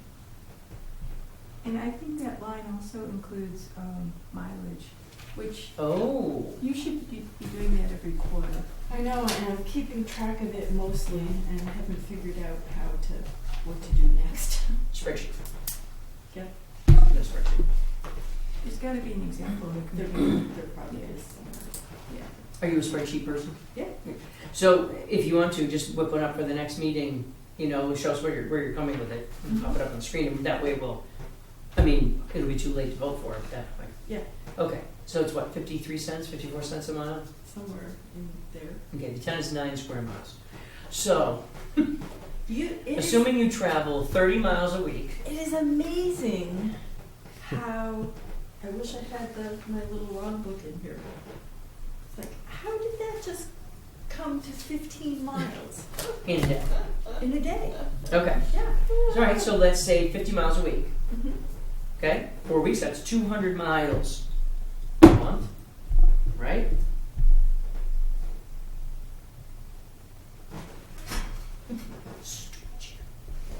So, 200 times 0.54 is $100 a month. Amazingly, $12.25 works out to exactly 100, right? Wow, Mhm. that's good math. Okay, so, So we need to add on to that the dues. right, so 12 equals, and you said they were what, 200 and something? 281? Okay, And so that- that's effectively 1,300 plus 300 is 1,600. Okay, so if I take that, I have 52541 plus 870 plus 350 plus 400, oops, plus 60. Okay, so let's see, 2, 3, 4, 5, yep, 55761.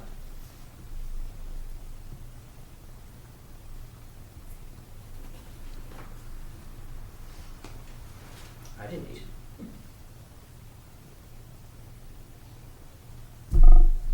So am I the department head committee chair? Mhm.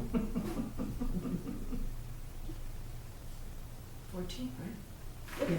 So we don't need to include anything for next 2018 for something like solitude related, or all that comes from That comes out of the the budget, budget? like, a line item from town meeting. Town meeting, Right. right. Which we'll discuss at our next meeting. Okay. That's for you. Okay, we are now 10:20, yes, we're done. Does anybody have an absolute emergency that needs to be discussed before we leave? Save the minutes for next meeting. That would be swell. Normally we do them in just a minute, The minutes in a minute? but motion to adjourn? Yeah. John? Second. All in favor say aye. Aye.